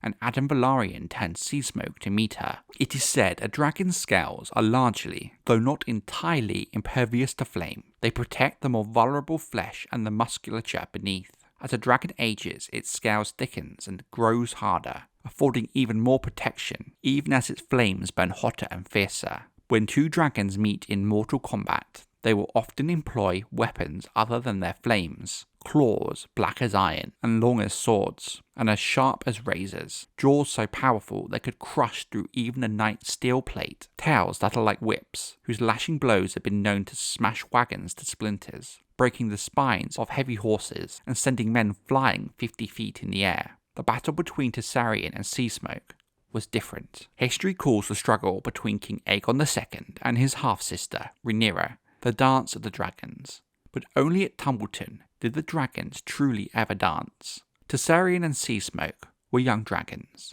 nimbler in the air than their older kin. Time and time again, they rushed one another, only to have the other dragon veer away at the last instance. Soaring like eagles, swooping like hawks, they circled, snapping and roaring, spitting fire, but never closing in. Once Tessarion vanished into a thick bank of clouds, only to reappear a second later, diving on Seasmoke from behind to scorch his tail with a burst of cobalt flame. Meanwhile, Sea smoke rolled and banked and looped. One instance, he would be below his foe, then all of a sudden he would twist in the sky and come about around her. Higher and higher the two dragons flew, as hunters watched from the roofs of Tumbleton. It was said afterwards that the flight of Tessarion and Sea Smoke seemed to be more of a mating dance than a battle, and perhaps it was. That dance, however, ended when Vermithor finally rose, roaring into the sky. Vermithor was almost 100 years old, and as large as the two young dragons put together.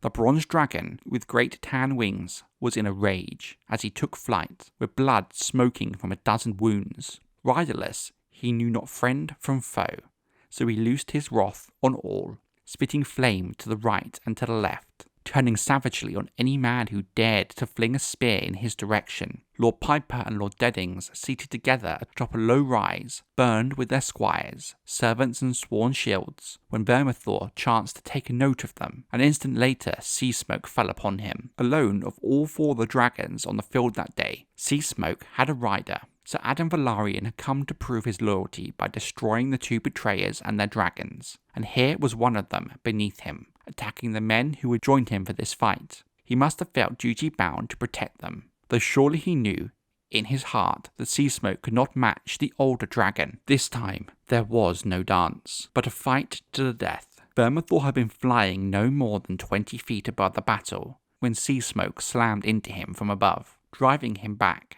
shrieking into the mud. Men and boys ran in terror, or were crushed as the two dragons rolled and tore at one another. Tails snapped, and wings beat at the air, but the beasts were so entangled that neither was able to break free. Benjicott Blackwood watched the struggle from atop his horse, 50 yards away. Vermithor's size and weight were too much for Sea Smoke to contend with. Lord Benjicott Blackwood told Grand Maester Munkin many years later, and he surely would have torn the silver grey dragon to pieces if Tessarion had not fallen from the sky at that very moment to join the fight. Who could know the heart of a dragon? Was it simple bloodlust that drove Tessarion to attack? Did the dragon come to help one of its combatants? If so, which one? Some will claim that the bond between dragon and rider runs so deep that the beast shared his master's loves and hates. But who was the ally here, and who was the enemy? Does a dragonless rider know a friend from foe? The truth is, we shall never know the answers to those questions. All that history tells us is that the three dragons fought amidst the mud and blood and smoke of the Second Battle of Tumbleton. Sea Smoke was the first to die, when Vermithor locked his teeth into his neck and ripped his head off. Afterwards, Vermithor tried to take flight with his prize still in his jaws, but his tattered and damaged wings could not lift his weight. After a moment he collapsed and died. Tessarion lasted until sunset. 3 times she tried to regain the sky, and 3 times she failed.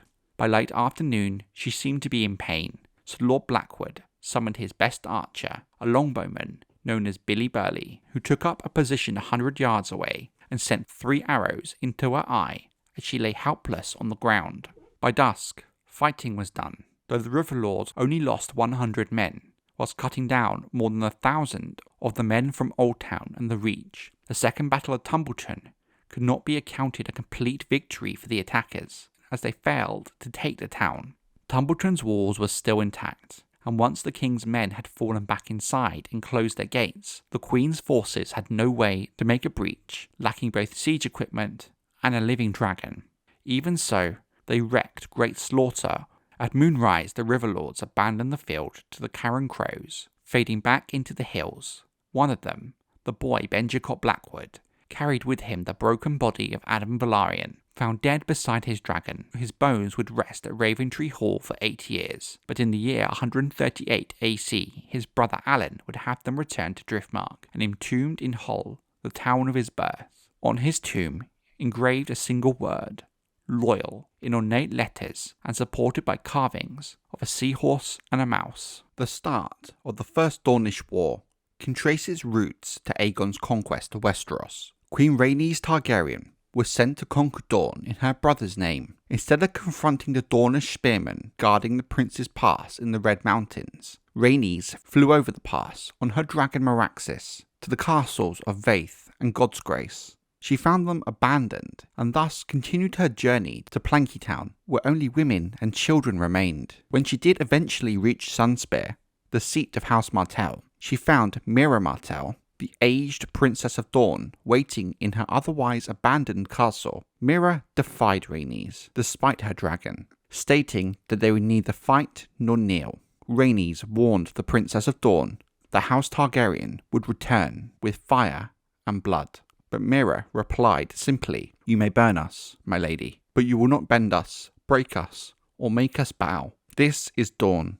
You are not wanted here. Return at your peril." Rhaenys departed, but House Targaryen subsequently made no direct attempt to conquer Dorne or its harsh deserts, instead focusing on their main conquests in the heart of Westeros. That was until, in 4 AC, King Aegon I Targaryen, the Conqueror, launched an invasion of Dorne, intent on completing his conquest of Westeros. Although House Will led an assault against the Targaryen forces in the Boneway, the other Dornish lords abandoned their castles, neither willing to defend them nor willing to bend the knee. The first assault was led by Queen Rhaenys. On her way to Sunspear, she seized every Dornish seat she encountered in her path, and she also had her dragon Meraxes burn the Planky town. While the town itself was burnt to ash, few lost their lives, as many jumped into the river to escape the flames. Meanwhile, King Aegon and Lord Harlan Tyrell fought in the Prince's Pass, facing heavy resistance as their forces were ambushed by the Dornish defenders, who fled and hid as soon as the dragons took to the air. The king's half-brother, Lord Orys Baratheon, led a force through the Boneway, where he also faced similar issues with the Dornish. However, once through the Prince's Pass, Harlan Tyrell was faced with the sands of Dorne, sands he would need to cross if he was to reach his goal of Hellholt. While leading his army to Hellholt, he saw many of his soldiers die of thirst due to the heat and general lack of water. Those who finally managed to reach Hellholt found the castle to be deserted, just like every other castle they came across. King Aegon briefly besieged Ironwood, which was defended by a few hundred old men, boys and women. He found Skyreach abandoned, but at Ghost Hill he was challenged to single combat by Lord Tollan's champion. After Aegon had killed the man with Blackfyre, he discovered the champion had in truth been Lord Tollan's mad fool. Worse, Ghost Hill turned out to be deserted as well. Lord Orys Baratheon fared worse in his assault up the Boneway. His army was pelted with rocks, arrows and spears from above, some of them poisoned, while his men were also murdered in the night. Towards the end, the Dornishmen blocked the Boneway on both fronts of Orys' army, and House Will managed to capture Lord Orys and many of his bannermen and knights. They would remain captives until 7 AC. When the Targaryens finally arrived at Sunspear, they discovered that Princess Myrish had vanished, but they declared themselves victorious regardless. King Aegon and Queen Rhaenys placed Dorne under the rule of the Iron Throne. They returned to King's Landing, leaving Lord John Rosby as Castellan of Sunspear and the Warden of the Sands, and charged Lord Harlan Tyrell with putting down any revolts that might arise. Aegon and Rhaenys had only just returned to King's Landing when the Dornish rebelled against House Targaryen. From Sunspear's Shadow City, Dornishmen came forth, quickly retaking the castle and killing all within. Lord Rosby, the Warden of the Sands, was captured and thrown from a window atop the Spear Tower by Princess Myrish herself. In 5 AC, Lord Harlan Tyrell marched his army from Hellholt, where he had been garrisoned, intent on taking back Faith and Sunspear, but in the harsh deserts of Dorne, the entire army vanished, and their fate was never discovered, and remains a mystery to this day. Elsewhere, entire garrisons were put to the sword. The knights who had been in charge of the garrisons were horrifically tortured and mutilated. Lord Will, called Will of Will, eventually agreed to ransom back Lord Orys Baratheon and the other captured lords. In 7 AC, terms were finally agreed, and the captives were ransomed back for each man's weight in gold and set free. However, the Will of Will took off their sword hands, so they could never take up arms against Dorne again. Orys Baratheon became bitter and obsessed with revenge, and resigned his office as Hand of the King as a result, stating to Aegon, "The hand should have a hand." Intent on revenge, King Aegon unleashed his dragons once again. The castles who remained defiant were burned again and again, whereupon the Dornishmen retaliated in 8 AC by setting half of the Rainwood on Cape Wrath ablaze, and sacked half a dozen towns and villages in the Dornish marches.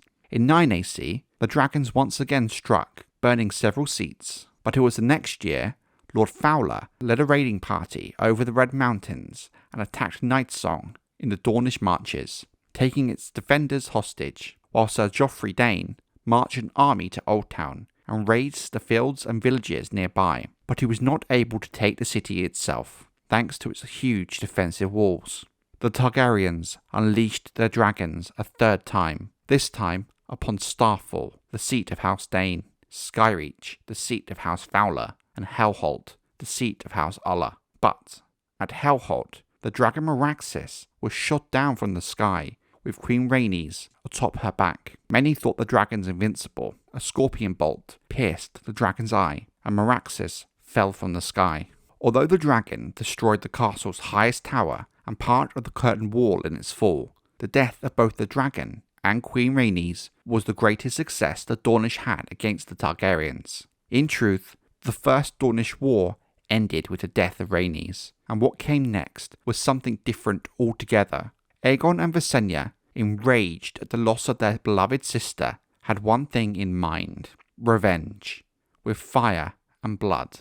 What would come next was the dragon's wrath. The next 2 years would later be called the Year of the Dragon's Wrath. The Targaryens burned every Dornish stronghold at least once, with the exception of Sunspear and its Shadow City, but they turned the sands of Dorne into nothing but glass. The Dornish believed that the Targaryens refused to attack Sunspear because they were afraid that Princess Meera might have purchased a device from Lys to slay dragons with. Archmaester Timothy offers a different explanation, suggesting in his conjectures Aegon hoped that the burning of Dorne would instead turn the Dornish against House Martell. Indeed, letters have been discovered in which the Marcher Lords urged the Dornish to surrender, while claiming that House Martell had purchased their safety from the dragons. Regardless of the truth, the Dornish lords and smallfolk remained loyal. Aegon of Visenya also placed bounties on the heads of Dornish lords, who in turn placed bounties on the Targaryens and their allies. Half a dozen Dornish lords successfully assassinated, though only 2 of the killers ever lived to collect the bounties.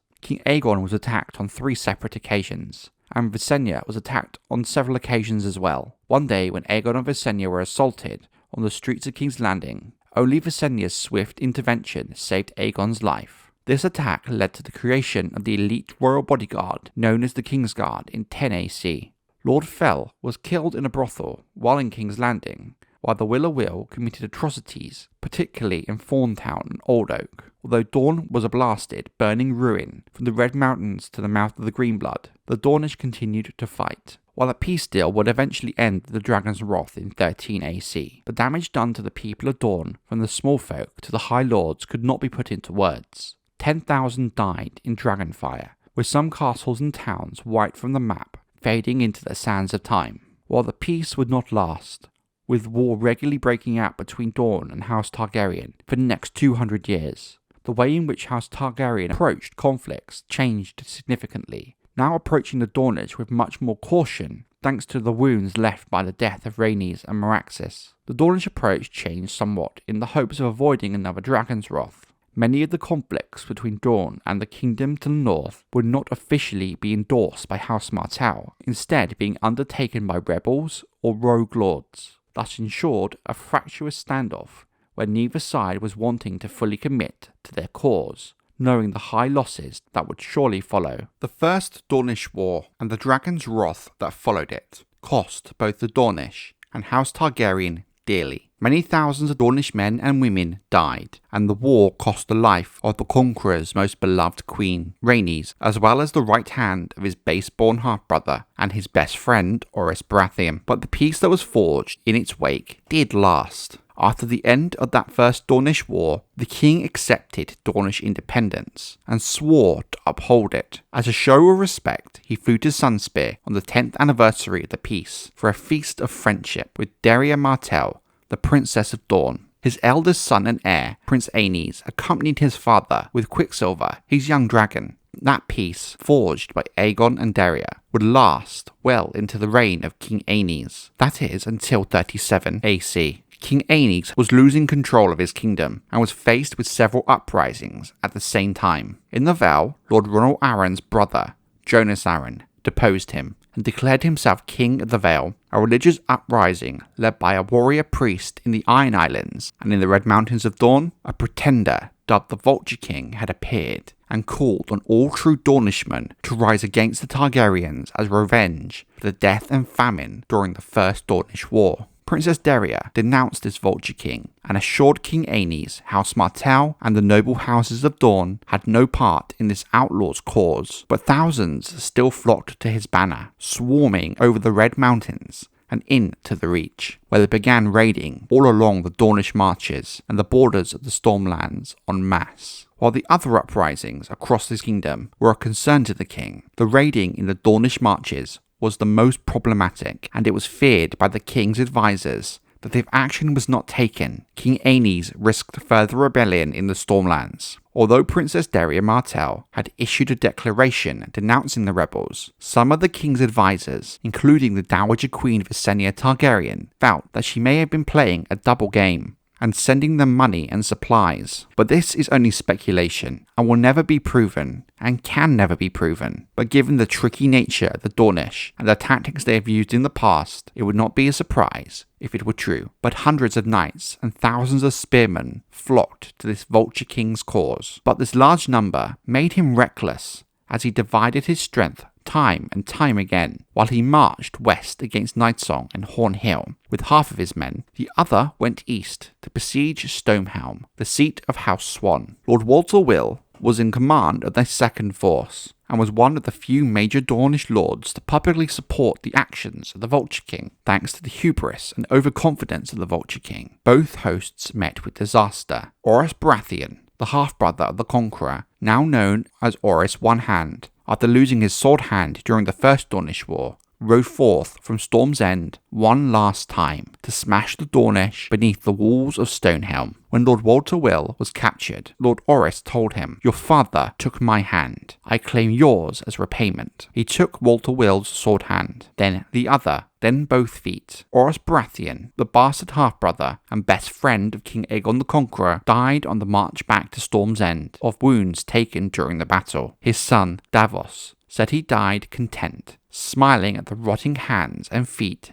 hanging from his tent. The Vulture King fared no better. Capturing Nightsong was not possible, so he marched west, only to have Lady Karen sally forth behind him, joining her forces with Harmon Dondarrion. Meanwhile, Lord Selmal Tarly of Horn Hill suddenly ambushed the Dornish with knights and archers. He became known as Savage Sam when he cut down a dozen Dornishmen with his famed Valyrian steel sword, Heartsbane. Stuck between three forces, the Dornish threw down their spears and shields and ran, but the Marcher Lords rode after them and cut them down in what became known as the Vulture Hunt. The Vulture King was taken alive and tied naked between posts by Savage Sam Tarly. Rumours say he was torn apart by vultures, but more likely he died of thirst. His death saw the end of the Second Dornish War. In the year 61 AC, the Lord of Storm's End and King Jaehaerys Targaryen's stepfather and former hand, Lord Rhaegar Baratheon, would arrive in King's Landing unannounced. With Rhaegar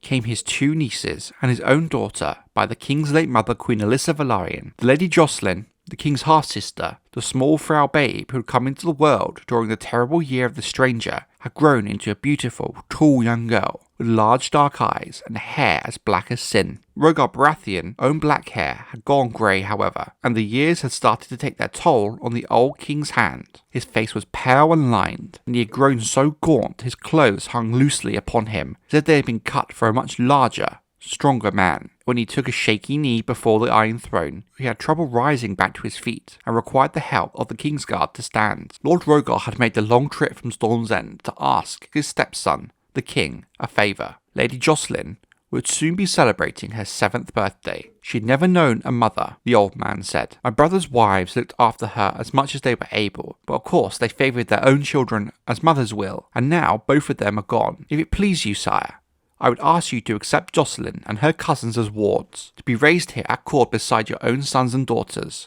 It would be an honour and our pleasure, Queen Alysanne replied. Jocelyn is our own sister. We have not forgotten that. our blood. Lord Rhaegar seemed much relieved by this, and the tension in the room began to lift. I would ask you to look after my son as well. Bormund will remain at Storm's End, as is his place, in the charge of my brother Garren. He's a good boy, a strong boy, and will grow into a great lord in time, but he's only 9 years of age. However, Rhaegar Baratheon had come to the capital for much more pressing matters than finding places at court for his daughter. Years prior, his younger brother Boris left the Stormlands for Essos. He had now reappeared in Westeros, in the Red Mountains of Dorne. The rumour was he had joined up with the outlaw known as the Vulture King, and was now leading raids against his own people in the Stormlands. My younger brother Garren is an able man and leal, but he was never a match for Boris, and Bormund is but a boy. I fear for what may befall them and the Stormlands when I am gone, the aged lord would tell the king. That too took the king aback. When you are gone, why should you be gone? Where would you mean to go, my lord? Lord Rhaegar's answering smile showed a glimpse of his once formidable ferocity. Into the mountains, your grace. Maesters say that I am dying, and I do believe them, but I would not die in a bed. I mean to find my brother and deal with him, and with his Vulture King as well. When I die, it will be with an axe in my hand, screaming a curse. All I ask is for your leave, your grace. Moved by his old friend's words, King Jaehaerys rose and descended from the Iron Throne and clapped Lord Rhaegar by the shoulders. Your brother is nothing but a traitor, and this vulture, which I will not call a king, has vexed our marches long enough. You have my leave, my lord, and more than that, you have my sword. Whilst the Lord of Storm's End would lead 500 men into the mountains of the Dornish marches, Jaehaerys Targaryen took to the air on his dragon Vermithor. This was not the first Vulture King to trouble the lords of Westeros, nor was it to be the last. But this second was no more than up-jumped raider, the minor son of a minor house with a few hundred followers who shared his taste for robbery and pillaging. He knew the mountains well, and when pursued, he would disappear, to reappear at will. None of his tricks availed him against a foe who could hunt him from above, however. Legend claimed the Vulture King had an impregnable mountain castle hidden in the clouds, but King Jaehaerys found no secret lair, only a dozen small camps scattered here and there across the Red Mountains. One by one, Vermithor flamed them all, leaving the Vulture only ashes to return to. Lord Rhaegar's slow-moving column winded their way into the heights, but were soon forced to abandon their horses and proceed on foot along goat tracks and steep slopes and through dark caves, whilst hidden foes rolled stones down above their heads. Yet still they marched on, undaunted. As the Stormlanders proceeded from the east, Simon Dondarrion, the Lord of Blackhaven, led a small host of marcher knights into the mountains from the west, to seal off any escape from that side, whilst the hunters crept towards one another. Jaehaerys watched them from the sky, moving them about as he had once moved toy armies in the chamber of the painted tables as a boy. In the end, they found their foe. Boris Baratheon did not know the mountain's hidden ways as the Dornish did, so he was the first to be cornered. Lord Rhaegar's men made short work of his own, but as brothers came face to face, King Jaehaerys descended from the sky. I would not have you named as a kinslayer, my lord,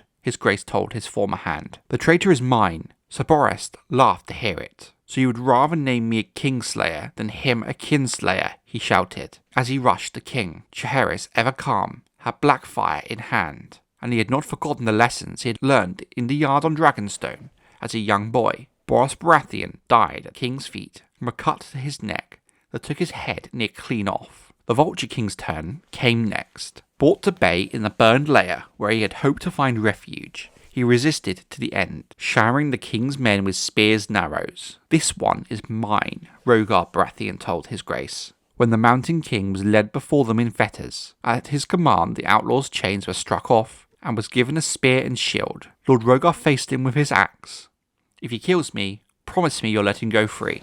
The Vulture proved sadly unequal to that task. Wasted and weak and wrecked with pain as he was, Rhaegar Baratheon turned the Dornishman's attacks aside contemptuously, then clove him from shoulder to navel. When it was done, Lord Rhaegar seemed wary. It seems I will not die with an axe in hand after all, he told the king sadly. Nor did he. Rhaegar Baratheon, the Lord of Storm's End, and one time handed the king and Lord Protector of the realm, died half a year later at Storm's End, in the presence of his maesters, his septons, his brother and son and heir, Bormund. Lord Rhaegar's war would become known in the pages of history as the Third Dornish War, It lasted less than half a year, begun and won entirely in 61 AC, with the Vulture King eliminated. Raiding fell off sharply along Dornish marches for a time, as accounts of the campaign spread through the Seven Kingdoms. Even the most martial of lords gained a new respect for their young king. Any lingering doubts had been dispelled. Jaehaerys Targaryen was worthy of Aegon the Conqueror's throne, and was not weak like his father, King Aenys. The year of 83 AC is remembered as the year of the Fourth Dornish War, better known amongst the small folk of Westeros as Prince Morian's Madness, or the War of 100 Candles. The old Prince of Dorne had died, and his son, Morian Rattel, had succeeded him in Sunspear. The new prince was rash and a foolish young man, who had long bristled at his father's cowardice during Lord Rhaegar Baratheon's war when the Lord of Storm's End led knights of the Seven Kingdoms into the Red Mountains, allowing them to march through their lands with impunity, leaving them unmolested, whilst the Dornish armies stayed at home, and left the Vulture King, the leader of a group of outlaws, frequently attacking Westeros, deep into the marshes, to his fate. With the old Prince of Dorne leaving the popular outlaw to his fate, many in Dorne began to see House Martell as weak, and nothing but the lapdogs of the Dragon Lords of House Targaryen. Prince Morian also felt this way, and was determined to avenge this stain on Dornish honour. The prince planned his own invasion of the Seven Kingdoms. It was a popular idea, and reignited the fire within the Dornish lords to stand up to the might of House Targaryen, like they had when Aegon conquered the rest of Westeros. Though he knew well Dorne could not hope to prevail against the might that the Iron Throne could muster against him in a conventional war, Prince Morian thought that he might take King Jaehaerys Targaryen unawares and conquer the Stormlands as far south as Storm's End, or at the very least Cape Wrath, deeper into the Seven Kingdoms than any Dornish ruler had attacked and held for hundreds of years. Rather than attack by way of the Prince's Pass, the only real way to move a large army through the Red Mountains, Prince Morian planned to come by sea. He would assemble his host at Ghost Hill and the Tor, load them onto ships, and sail them across the Sea of Dawn to take the Stormlanders by surprise, as he believed the spies and scouts of the Iron Throne would have their focus on the Prince's Pass. If he was defeated or driven back, so be it, but before he went, he swore to burn 100 towns and raze 100 castles, so the Stormlanders might know they could never again march into the Red Mountains with impunity. The madness of this plan can be seen in the fact that there are neither 100 towns nor 100 castles on Cape Wrath, nor even a third of that number. Dorne had not boasted any strength at sea since Nymeria burned her 10,000 ships, but Prince Morian did have gold, and he found winning allies in the pirates of the Stepstones, the Salsals of Myr, and the corsairs of the Pepper Coast. Though it took him the best part of a year, eventually the ships came straggling in, and the prince and his spearmen were loaded aboard. Morian had been weaned on the tales of past Dornish glory. Like many young Dornish lords, he had seen the sun-motted bones of the dragon Meraxes at Hellholt, where Queen Rhaenys Targaryen, the beloved wife and sister of Aegon the Conqueror, and her dragon was shot down and killed during the First Dornish War. Every ship in his fleet was therefore manned with crossbowmen and equipped with massive scorpions of the sort that had felled Meraxes. If the Targaryens dared to send dragons against him, he would fill the air with bolts and kill them all. Not an awful plan, but by far as sound as the prince had thought. In truth, the folly of Prince Morian's plans cannot be overstated, despite the sound concept. His hope of taking the Iron Throne unaware was laughable. Not only did Jaehaerys have spies in Morian's own court, he had friends amongst the shrewder Dornish lords. But the pirates of the Stepstones, the Salsals of Myr, and the corsairs of the Pepper Coast are none of them famed for their discretion. You cannot hide that many ships, and an army that size, for long, for the sheer amount of time it took everyone to muster. A few coins changing hands was all it took. By the time Morian set sail, the king had known of his attack for half a year. Borman Baratheon, the Lord of Storm's End, had been made well aware as well, and was waiting on Cape Wrath to give the Dornishmen a red welcome when they came ashore. He would never have that chance. Jaehaerys Targaryen and his two eldest sons, Aemon and Balon, had been waiting as well, and as Morian's fleet beat its way across the Sea of Dawn, the dragons, Vermithor, Coraxus and Vhagar, fell on them out of the clouds. Shouts rang out, and the Dornish filled the air with scorpion bolts. But firing at a dragon is one thing, and killing it is quite another. A few bolts glanced at the scales of the dragon, and one punctured through Vhagar's wing, but none of them found any vulnerable spots, as the dragon swooped and banked and loosed great blasts of fire. One by one, the ships went up in gouts of flame. They were still burning when the sun went down, like 100 candles floating on the sea. Burned bodies would wash up on the shores of Cape Wrath for half a year, but not a single living Dornishman set foot upon the Stormlands. The Fourth Dornish War was fought and won in a single day. The pirates of the Stepstones, the Salsals of Myr, the Corsairs of the Pepper Coast became less troublesome for the Iron Throne for some time, and Mira Martell became the Princess of Dorne, a princess much more willing to work with the Iron Throne than attack it. Back in King's Landing, King Jaehaerys and his sons received a riotous welcome. Even Aegon the Conqueror had never won a battle without losing a single man. King Aegon III Targaryen died in the 26th year of his reign in the year 157 AC, at the young age of 37. While the king was still a young man when he died, he looked much older than his 37 years. Given his troubled life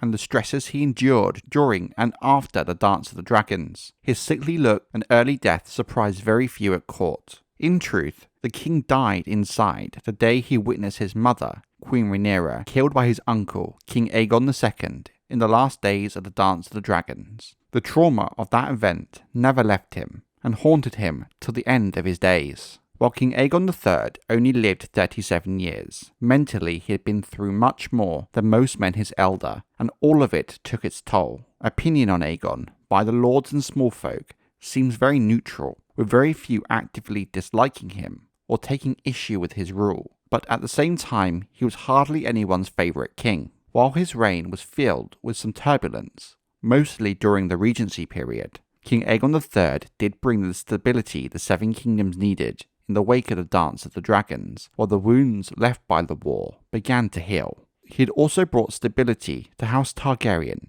by providing a clear and secure line of succession that would hopefully mean an event such as the Dance of the Dragons could never tear House Targaryen or the wider kingdom apart again. It was hoped at the time that this would be the last civil war among the members of the royal family. In truth, that hope would simply be a dream, and few could predict the events that would transpire over the next few decades. Aegon left behind 2 sons, Daeron and Baelor, and 3 daughters, Daena, Rhaena, and Elena, as well as his queen, Daena Velaryon, and his younger brother, Prince Viserys, who had been serving his brother faithfully as Hand of the King for many years prior to his death. The eldest of King Aegon's sons, Daeron, was only a boy of 14 when he assumed the throne. While he was older than his father when he came to power, Daeron was still not yet a man and had not come of age, perhaps because of Daeron's notable charm or genius, or perhaps because of the memory of what transpired during the bloody regency period of Daeron's father. Prince Viserys wisely chose not to insist upon a regency period while the young king was in his minority. Instead,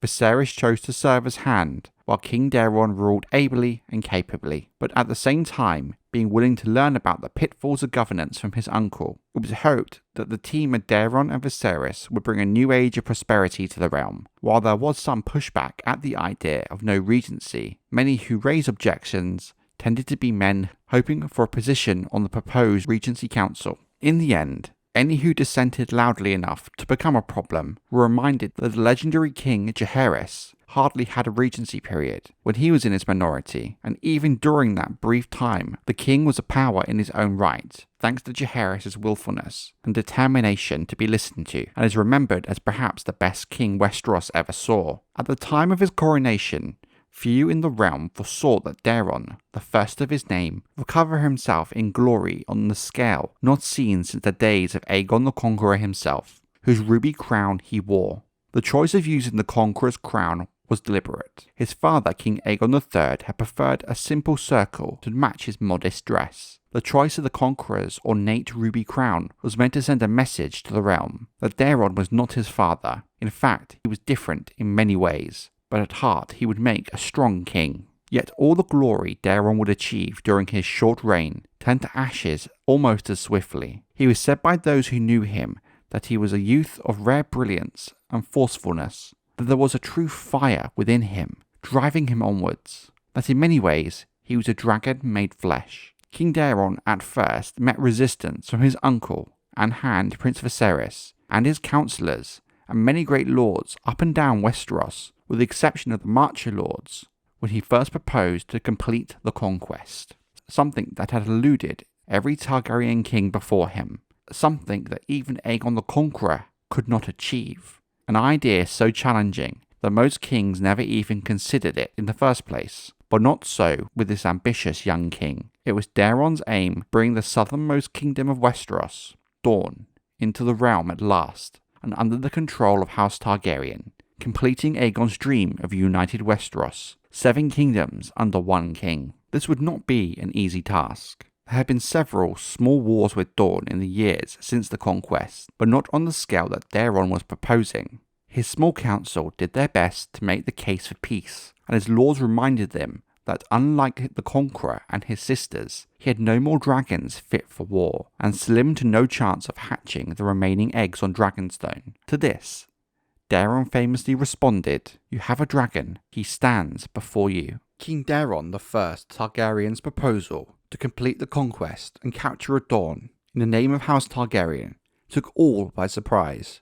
From his hand Prince Viserys to the lords up and down Westeros, it is said his small council and his hand spent meeting after meeting, spanning several hours each time, trying to talk the king down from his drastic idea. While the 7 kingdoms were at peace with Dorne, despite countless petty conflicts over the centuries, it was still a peace, with the shadow left by the Dance of the Dragons casting a looming shadow over the idea of breaking it unprovoked by House Martell, was not an appealing prospect. There was also those who wondered if the 7 kingdoms was ready for another war, and how many men would answer the call, while the events of the dance were still in living memory. But for the small council, the biggest single concern was how House Targaryen would fare at warfare without the aid of their now dead dragons. If Dorne could not be held with the dragons, how would they be able to hold them without them? But in the end, despite the countless warnings and fears of his hand, small council and lords, the young dragon, King Daeron,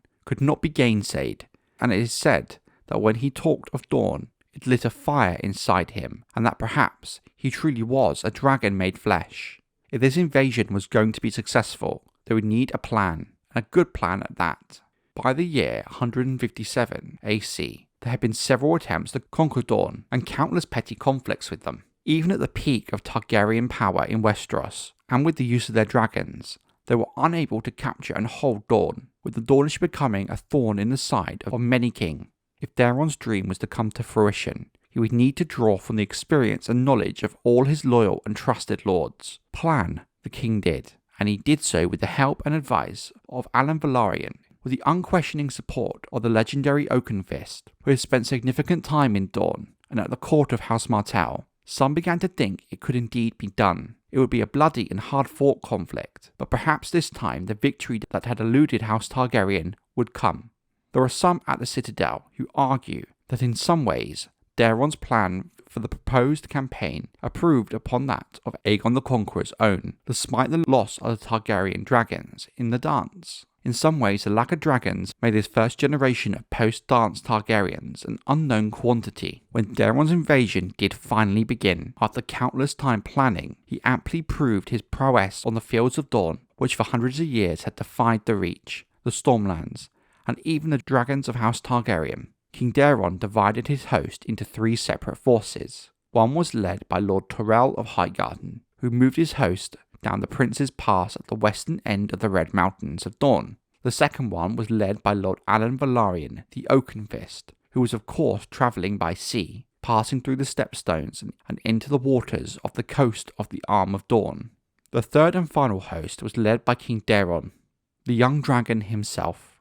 The king marched down the treacherous pass known as the Boneway, where he made use of goat tracks and hidden passes that many, even among the Dornish, considered too dangerous. This bold and unpredictable move by Daeron allowed him to go around the Dornish watchtowers and traps that had been set there for centuries. The very same watchtowers and traps that had once caught out Orys Baratheon, the hand of the king and half-brother to Aegon the Conqueror, during the First Dornish War in the years directly after the Conquest. Orys' capture in the Boneway resulted in the loss of his sword hand. The young dragon, once successfully through the Boneway, then swept away every force that sought to stop him, taking many of his foes by surprise. The Prince's Pass was won with a similar ease by Lord Tyrell, and most importantly, to the success of the invasion effort, the royal fleet broke the Planky Town and was then able to drive themselves up the Greenblood River into the heart of Dorne itself. Again, another unprecedented and unforeseeable act in the eyes of many of the Dornish. After this first initial push into the Red Sands of Dorne, Dorne itself had effectively been divided in half by Lord Allen's control of the Greenblood River and the waters around the now ruins of Plankytown. This means that the Dornish forces in the east and west could not aid one another directly, but it also cut off vital supply lines across the country, with House Martell unable to provide much needed supplies, food, and fresh drinking water to their forces in the west. From this stemmed a series of bold and bloody battles that would take countless volumes of books in the libraries of the Citadel to recite in full. There are even several smaller skirmishes whose details have not been recorded at all due to the sheer scale of Daeron's invasion. Out of all the accounts of the war that can be found, the best of them is the Conquest of Dorne, which is supposedly King Daeron's own account of his campaign, which is rightly considered a marvel of its elegance and simplicity in both its prose and in its strategies. While Daeron had successfully managed to capture most of Dorne, one huge task still remained to him, one that would not be so easy, and one which held the key to successfully holding Dorne: the capture of Sunspear and subjugation of House Martell. King Daeron I Targaryen's initial invasion of Dorne surprised all with its speed and the scale of his success. Even his most loyal supporters could not have foreseen how sound and unquestioned the success of this initial invasion was. The plan devised by King Daeron and Alan Balerion, the Oakenfist, to attack from 3 different directions, with the aim of dividing Dorne in half, thus blocking supply lines and any hope of reinforcement, was a stroke of genius. Especially the bold move of sending the royal fleet up the Greenblood River, which proved to have a huge impact on the success of the invasion. Even without dragons, the main power behind House Targaryen since Aegon the Conqueror took Westeros 158 years before, King Daeron's invasion was perhaps the most effective and efficient, with some making the argument that the fact he did it all without dragons meant Daeron's invasion outclassed the first invasion of Aegon the Conqueror and any that followed him. As word of the success of Daeron's invasion spread from the sands of Dorne to the Wall in the far north, the mood of the lords and small folk alike turned from pessimism and doubt to begrudging support, with some formerly doubtful lords sending additional men to aid in Daeron's efforts. Every time House Targaryen had attempted to invade Dorne, it was always pushed back or undone very quickly, so much so that many in both Dorne and the rest of Westeros found an invasion may not physically be possible, owing to the harsh terrain and tactics used by the Dornish themselves, who used Dorne's harsh landscape to their advantage. The invasion even took House Martell by surprise, who had assumed that without dragons, House Targaryen would stand little or no chance in the sands of Dorne, let alone achieve the success they did in such a short amount of time. No one predicted or foresaw an attack, let alone at the scale and speed of King Daeron's. In many ways, the Dornish had no time to react or coordinate a proper counter-offensive. Within a year of the start of the conquest, the invaders were at the gates of Sunspear, the gleaming capital of Dorne. Before Daeron could capture Sunspear itself, he needed to battle his way through the so-called Shadow City. While the odds were very much in Daeron's favour at this point, sieges often give the defender an advantage when it comes to physical combat. It would be a hard-fought, bloody process, playing into the strengths of the Dornish hit-and-run guerrilla tactics that were the bane of many invader. The Dornish knew their city well, and knew how best to defend it, but inevitably, the Shadow City was taken, followed quickly by the fall of Sunspear itself, in a similar hard-fought process. By the year 158 AC, the Prince of Dorne himself, and 200 of the most powerful Dornish lords bent their knee to King Daeron at the submission of Sunspear. The young dragon had accomplished what Aegon the Conqueror never had, and no king since could achieve. The mass bending of the knee would leave a bitter taste in the mouth of many of the Dornish lords. As is the way with the Dornish, despite the submission of House Martell and the great lords, there were smaller factions that refused to surrender and would fight on regardless of the odds of success, to the bitter and bloody end. They would never surrender, no matter how good the terms presented by Daeron were, or how hopeless their situation looked. Most of these rebels remained away from the larger towns and settlements, and hid themselves in the desert, high in the almost impregnable mountain passes. Tactics that had famously worked during Aegon the Conqueror's first invasion of Dorne, and had allowed for the Dornish to defend their land ever since, were put into practice. These men were swiftly branded as outlaws by King Daeron, and they were not taken as a serious threat to the king's plans for Dorne. Ultimately, however, these outlawed men were small in number and very fragmented across the entirety of Dorne. Another pressing issue King Daeron faced, and one there was no quick fix for, was the discontent among the Dornish smallfolk at the prospect of their new Targaryen overlords. The invasion had been bloody, with many smallfolk left bereft and fearing for what their lives would look like under House Targaryen. Many saw the Targaryens as the old enemy, not just in the 158 years since Aegon the Conqueror, but much further back, to the days of old Valyria at its height of power and the destruction of the Rhaenyra, whom many of the Dornish descended from, via Princess Nymeria and her 10,000 ships, who fled the dragon flame of the Dragon Lords, whom reduced the cities that trailed up and down the Rhine River to nothing but ash. There were some who feared the same fate would have awaited the Dornish, if not for the death of the last dragon. But regardless, King Daeron had captured Dorne in spectacular style. Now for many came the hard part, and the part that was the undoing of many Targaryen kings before him, keeping it. In the year 158 AC, King Daeron I Targaryen had invaded and captured Dorne in quick and decisive fashion, to the surprise of all. But looking back through the last 150 years of Targaryen history, it shows us capturing Dorne is one matter, controlling it was another altogether. The people of Dorne were tough and strong-willed, and would not idly sit back and allow themselves to be subjugated by a foreign invader without a long and bloody hard-fought fight. Almost as soon as Sunspear was taken, bands of rebels and outlaws popped up all across Dorne, while for now, nothing more than a nuisance for Daeron, but an issue that would need to be dealt with before it grew into a bigger, more dangerous problem. However, King Daeron did quickly consolidate his control of Dorne, dealing with these small bands of rebels when he found them, be it in the desert or in the high passes of the Red Mountains. The king knew if he was to keep his new conquest, no mercy could be shown to the outlaws. But ridding himself of these rebels was not without difficulty. In fact, it could be argued that putting down each and every band of outlaws took longer and was more troublesome than the actual invasion. In one infamous episode, a poison arrow meant for the king was instead taken by his cousin, Prince Aemon, the younger son of Prince Viserys. The young prince, who was 22 years of age, was sent home by ship from Sunspear to recover. While Aemon did survive the incident, there were some who feared for the prince's life when he boarded the ship back to King's Landing.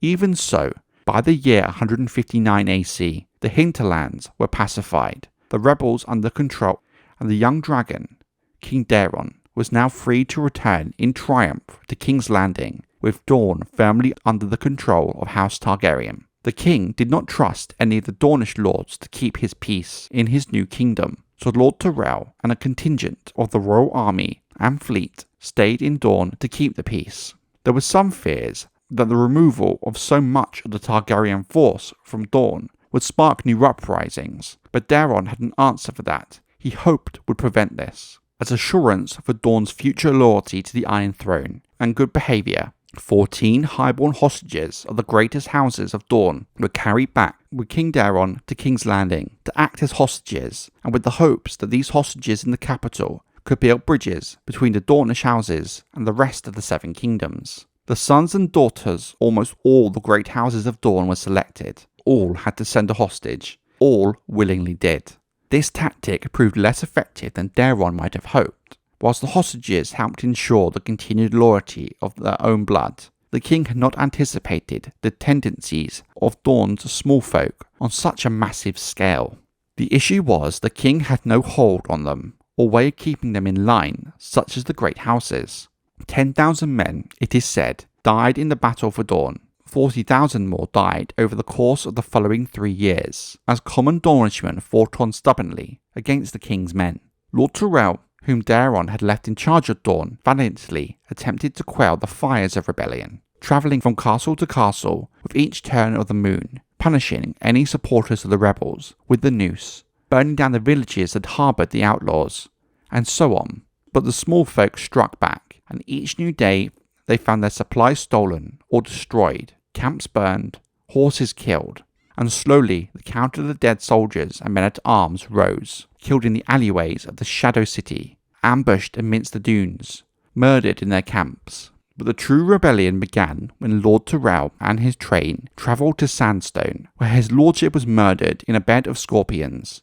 As word spread of his demise, open rebellion swept Dorne from one end to the other. Dornish letters recorded in Maester Garth's Red Sands suggest that Lord Corgyle, Lord of Sandstone himself, arranged for Lord Tyrell's murder. However, his motives were subject of speculation in later years. Some say he grew angry that his early show of loyalty by putting an end to the rabble-rousing of one of the more notorious rebel lords was given such little consideration by Lord Tyrell, while others claimed that his initial aid was all part of a treacherous plan he made with his Castellan to lull the king and Lord Tyrell into trusting him. In 160 AC, the young dragon himself was forced to return to Dorne to put down the rebels. He won several small victories as he fought through the Boneway, while Lord Alan Oakenfist descended once again upon the Planky Town and the Greenblood. Apparently broken and defeated in 161 AC, the Dornishmen agreed to meet to renew their fealty and discuss terms of surrender, but it was treachery and murder they plotted,